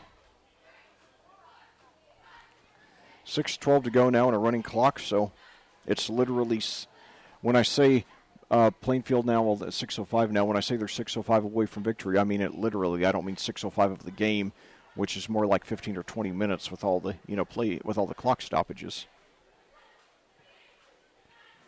I'm not crazy about running clocks, but, you know, I mean, I would never initiate one unless maybe there were just some extreme circumstance. You know, the last time I commentated Plainfield versus Greenwood in any game, it was the freshman last year, and after there was a I think 45-minute or so lightning delay, and then when there was another lightning delay after play had resumed late in the third quarter, the two coaches agreed to just end the game there, and I could understand that, you know, because, you know, who knows, it would have been at least half hour before the game could have been resumed, and I know the Greenwood kids had school the next morning. It was a Monday night game as well.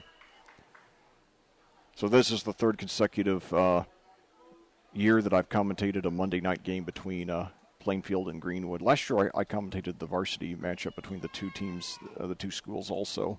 5 minutes to go now. Greenwood taking over at their own 33, trailing 42-14.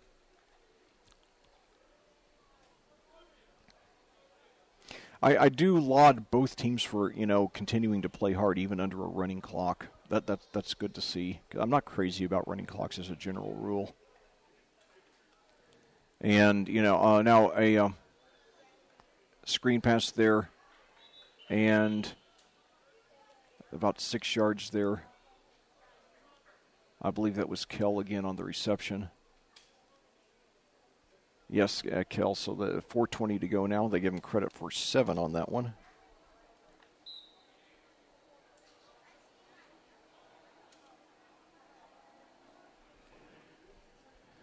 Second and 3 at the 41 now. And a handoff there. And this time they're ready for him, and they bring him down for maybe a slight loss. That was a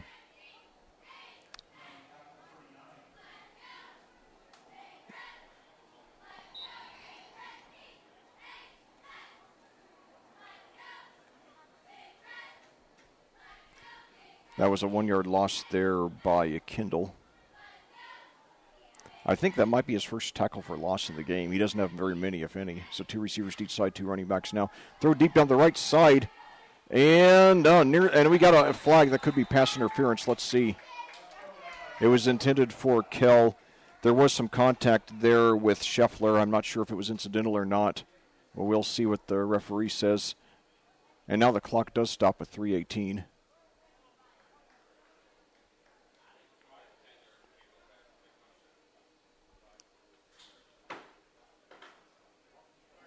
It is going to be against Plainfield. So that it will be a first down for Greenwood with 3:18 to go. And I believe it's the first time that the clock has stopped in the second half. But my thing is with running clocks, I could see it a couple of years ago when Greenwood, you know, and I would not have complained had that game simply been, you know, canceled with Greenwood only showing up with 18 players. And now a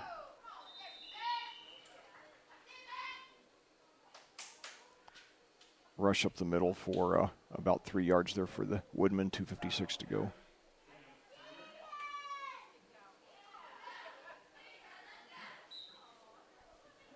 2:48 to go and counting. I guess we'll probably no more clock stoppages the rest of the way. 3-yard gain there.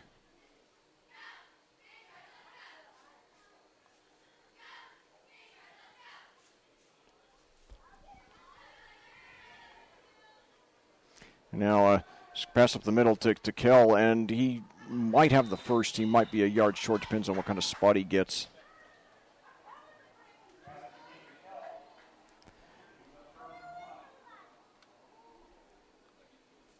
Looks like they're going to...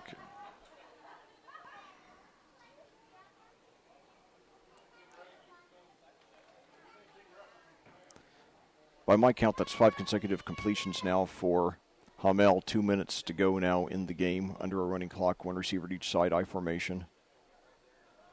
Now fakes the handoff and now gives it up to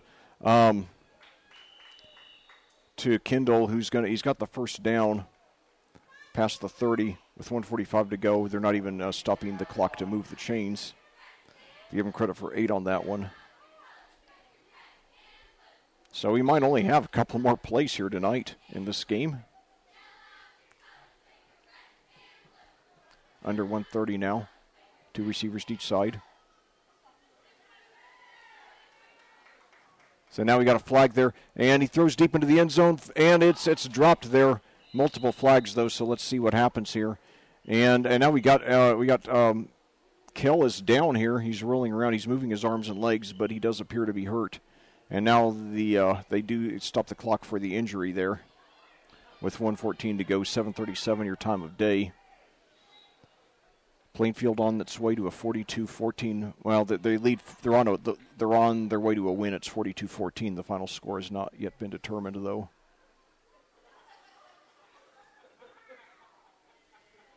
That penalty might have been pass interference as well. Let's see. Officials are deliberating while Kell is being attended to by Greenwood personnel. 1st and 10 at the 28.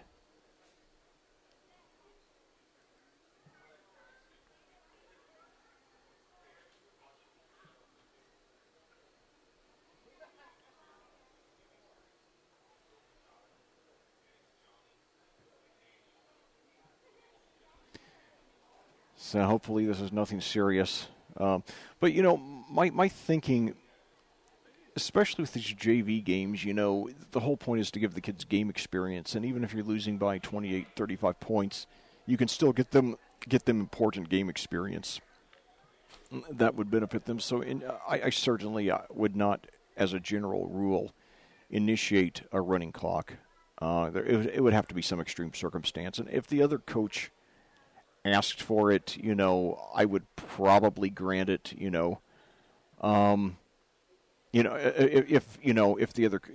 my team was winning by a big margin, because you don't know what the coach's motivation is. It could be that he's really short on personnel and he's afraid of his guys getting hurt, things like that. But I just think for the most part it just makes sense to give your kids that game experience. And apparently they're, at least the coaches want to do that at least to some extent, which I guess would explain in part why they've kept basically the same guys, playing the whole game, guys who obviously they're hoping will contribute a lot to the varsity programs in the future.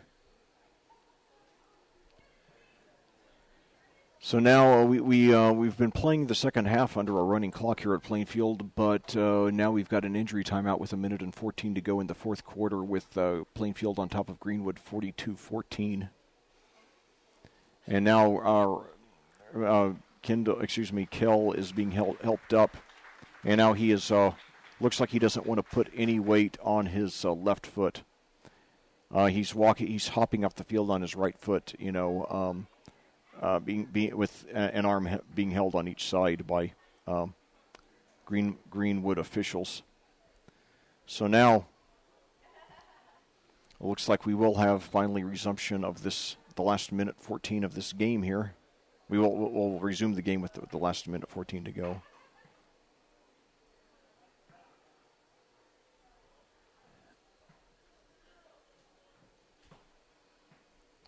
I'm not sure if they're going to go ahead and blow the clock into motion or just wait until the snap. Nevertheless, we're probably down to the last 2 or 3 plays of this game. I guess you can take a timeout. Both teams have all 3 timeouts left. But anyway, the Woodmen now with 1 receiver at each side, 2 running backs. Now a handoff there to, I believe that was Kendall again, who's up the middle for about 4. The clock under a minute now.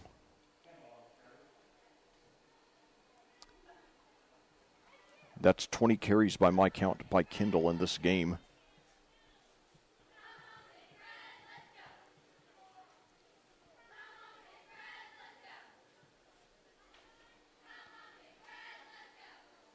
$40 seconds to go. Greenwood will have to run at least one more play. And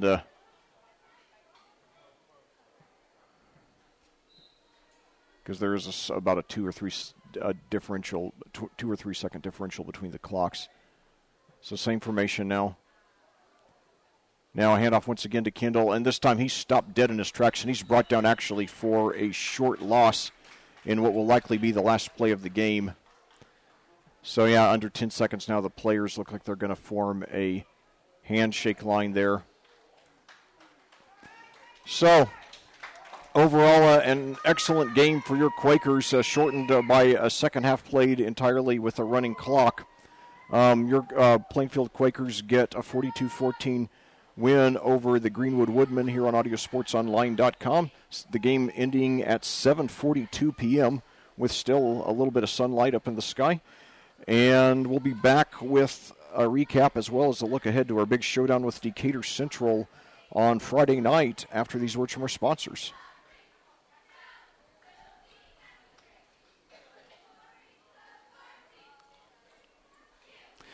Plainfield football is brought to you by Bailey & Wood Mortgage Lender, J.P. Brins of Caliber Home Loans, Larry Good Homes, Gunnell Financial, Indy Home Experts, Haynes Roofing, Siding and Gutters, 84 Lumber, and CAC Body Shop.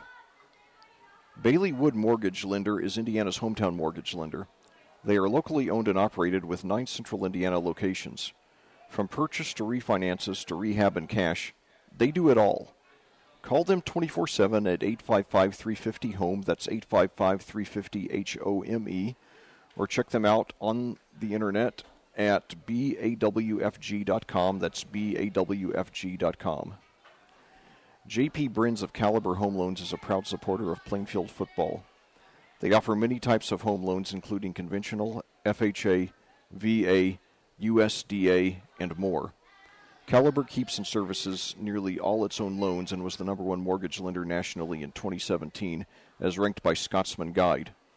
Learn more today at caliberhomeloans.com/JPBrins, that's caliberhomeloans.com/JPBrins, or call 317-414-2743, that's 317-414-2743, 317-414-2743.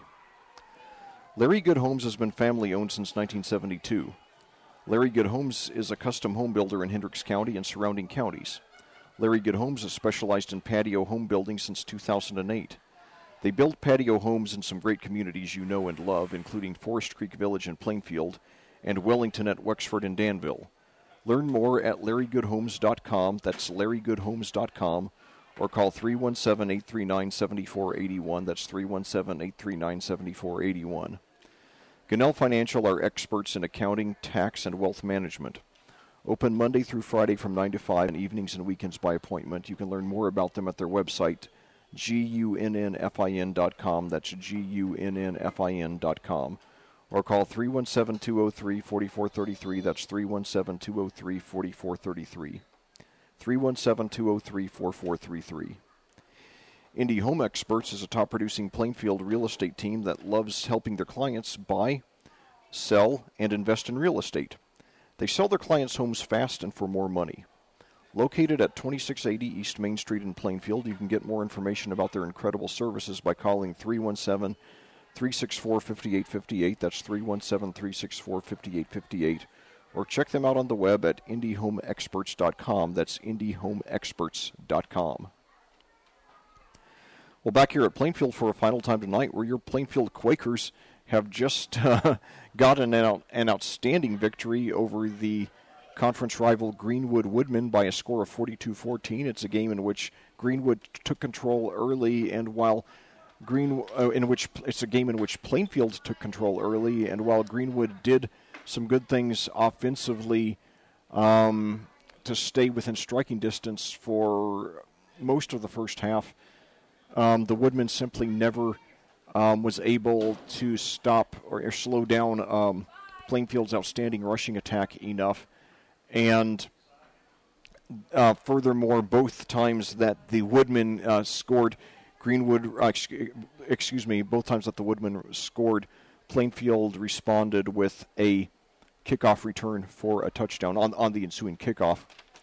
Look at the scoring with 8:45 to go. Plainfield, on their first possession of the game, on the third play of their first possession after taking the opening kickoff, Tice Gibson rushed 56 yards for a touchdown, and then Gibson threw to the quarterback Caden Booher for a successful 2-point conversion, making the score 8-0. Then with 3:05 to go, Brandon Denbrook scored on a 2-yard rush, making with the failed 2-point conversion, making the score 14-0. Then with 15.7 seconds to go in the first quarter, Greenwood threatened to make a game of it on a 4-yard touchdown rush by Owen Kindle, the promising freshman for Greenwood. The failed 2-point conversion made the score 14-6. However, Plainfield scored on the ensuing kickoff on an 82-yard return by Keegan Scheffler. The 2-point conversion failed, making it 26. And then for the remainder of the half, there was almost no scoring until, with 9 seconds to go, Booher scored. He threw a 10-yard touchdown pass to Denbrook, and the 2-point conversion rush by Denbrook made it 28-6. Then Plainfield went for a surprise onside kick to open the third quarter. The ball was batted several times and recovered by the Quakers at their own 21. And then after the penalty, backed the ball up to the 32. Excuse me. Then I'm sorry. Then Booher threw 21 yards there to. I'm sorry. Booher threw 31 yards to Carter Minette. 31 yards to Carter Minette for the 2-point conversion. The two. I'm sorry. Booher threw 31 yards to Carter Minette for a touchdown, and then the 2-point conversion failed, making the score 34-6. And then Greenwood got its best play from offense when Luke Hamel threw a 32-yard touchdown pass to Joel Kell, and the 2-point conversion pass to Kell was also good, making the score 34-14. And that was in the fourth quarter under a running clock. And then, however, on the ensuing kickoff, then Caleb Weigel took it all the way in on a squib kick for the touchdown, and the 2-point conversion was good by Gibson, rushed by Tice Gibson, bringing us to our final score of 42-14. Look at the individual statistics. First of all, for your Plainfield Quakers, starting quarterback Caden Booher completed 3 of 6 passes for 39 yards and 2 touchdowns. Carter Minette had 1 reception for 31 yards.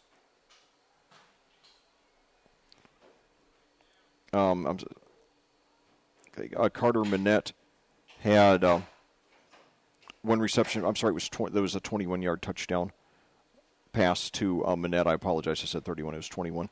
But anyway, Carter Minette had 1 reception for 21 yards and a touchdown. Brandon Denbrook 1 for 10 yards and a touchdown. And then Tice Gibson had 1 for 8 yards. Meanwhile, on the ground, Tice Gibson had 8 rushes for 121 yards and a touchdown. Brandon Denbrook had 8 for 93 yards and a touchdown. And then in the second half, Grant Starnes got some action on the ground. He ended up with 3 rushes for 7 yards and Carter Manette had 1 for 4.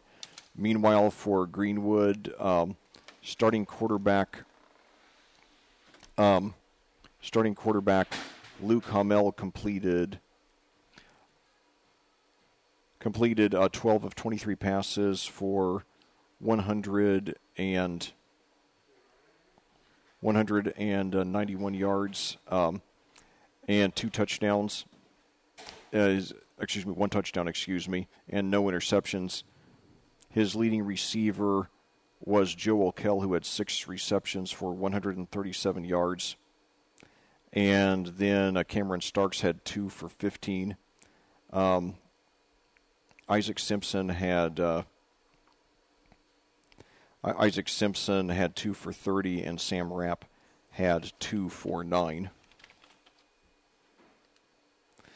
And then on the ground, not a whole lot to report. Most of the carries, 21 in fact, go to Owen Kendall, who had 21 rushes for 71 yards and a touchdown, while Sam Rapp had 2 for 8. So only 2 Woodmen carry the ball in this game.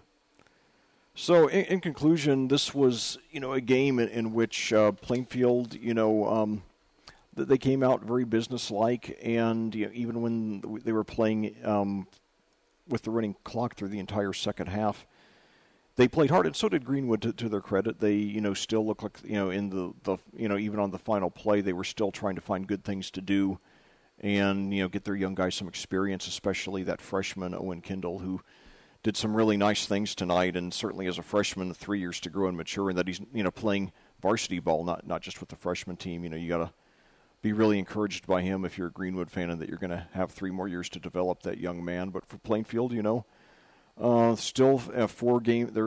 We've now completed a little over half of the regular season. Still 4 games to for these guys to grow and mature. The varsity team is at 3-2 right now, and if these young guys on the JV team keep playing, the way they did tonight, focused and businesslike and no mistakes. That was, I think, one of the most encouraging things.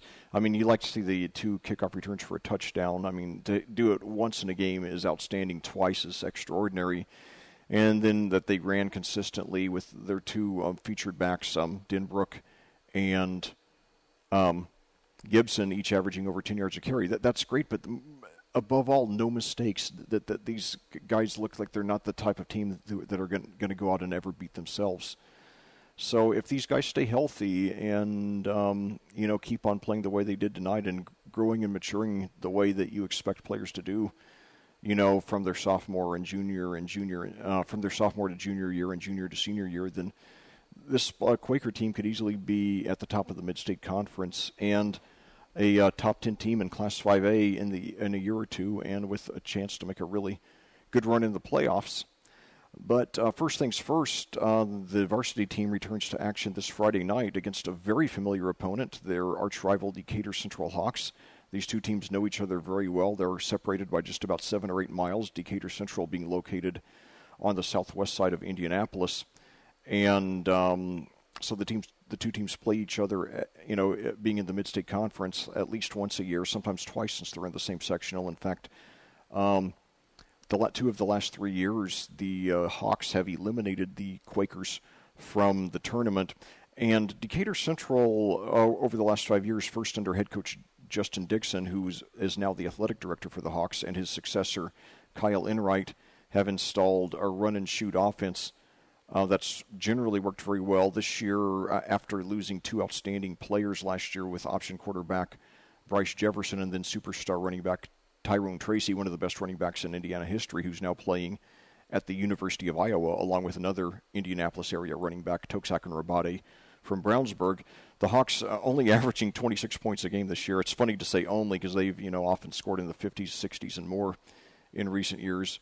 But they are 38 and 28, and they were ranked number 3 in their conference, number 3 in Class 5A last week, with the only loss coming by 5 points. But the only loss coming by 3 points to Martinsville, who's ranked number 2 in their class. So that was a number 3 versus number 2 matchup. Decatur Central doesn't have a huge statistical player this year, but their starting quarterback Parker Harrington, an option quarterback, is overall doing very well. Through the air, he's been fairly modest, with completing 35 of 80 passes for 551 yards, 7 touchdowns, and 4 interceptions.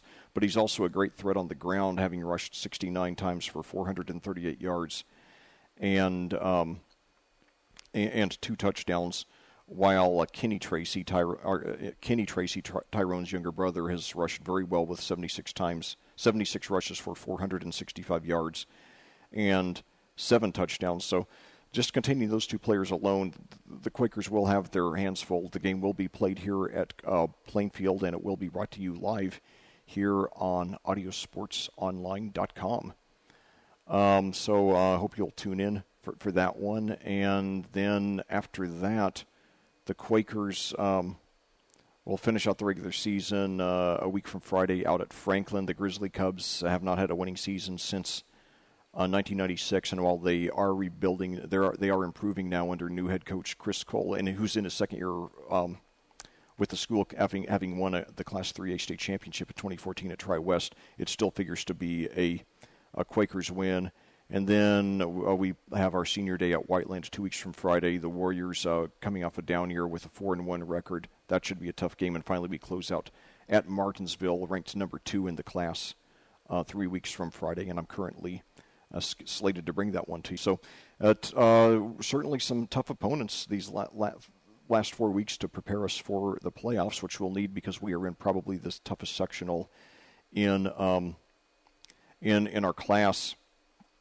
You know, with not only third-ranked Decatur Central, but also 7th-ranked Cathedral, who's an 11-time state champion, and Roncalli, who number 14th ranked, who's a 9-time state champion. So Plainfield, despite being a 5A instead of 6A team, plays a top 25 schedule every year, but that'll make them tough and give them the best chance to make a deep playoff run and get over the stallions that they have to deal with in their sectional. And if they stay healthy and keep on improving the way they have, then they still have a shot to do big things this year. But I think the next year or two are going to be even better for this program. They just need to get a little luck with the health gods on their sides, and I think the Plainfield will have a bright future. They've been very good for a long time, and I think they're very close to breaking out and becoming annually a great top 10 team here. Well, once again, your final score here tonight at Plainfield. Your Quakers get a big 42-14 win over Greenwood. As always, thank you so much for listening, and I cordially invite you to do so again this Friday night at 6:45 for the pregame show as your Plainfield Quakers challenge the always tough conference rival Decatur Central Hawks. Until we meet again for Audio Sports Online, this is Lec Zorn reminding you there is a difference only you can make.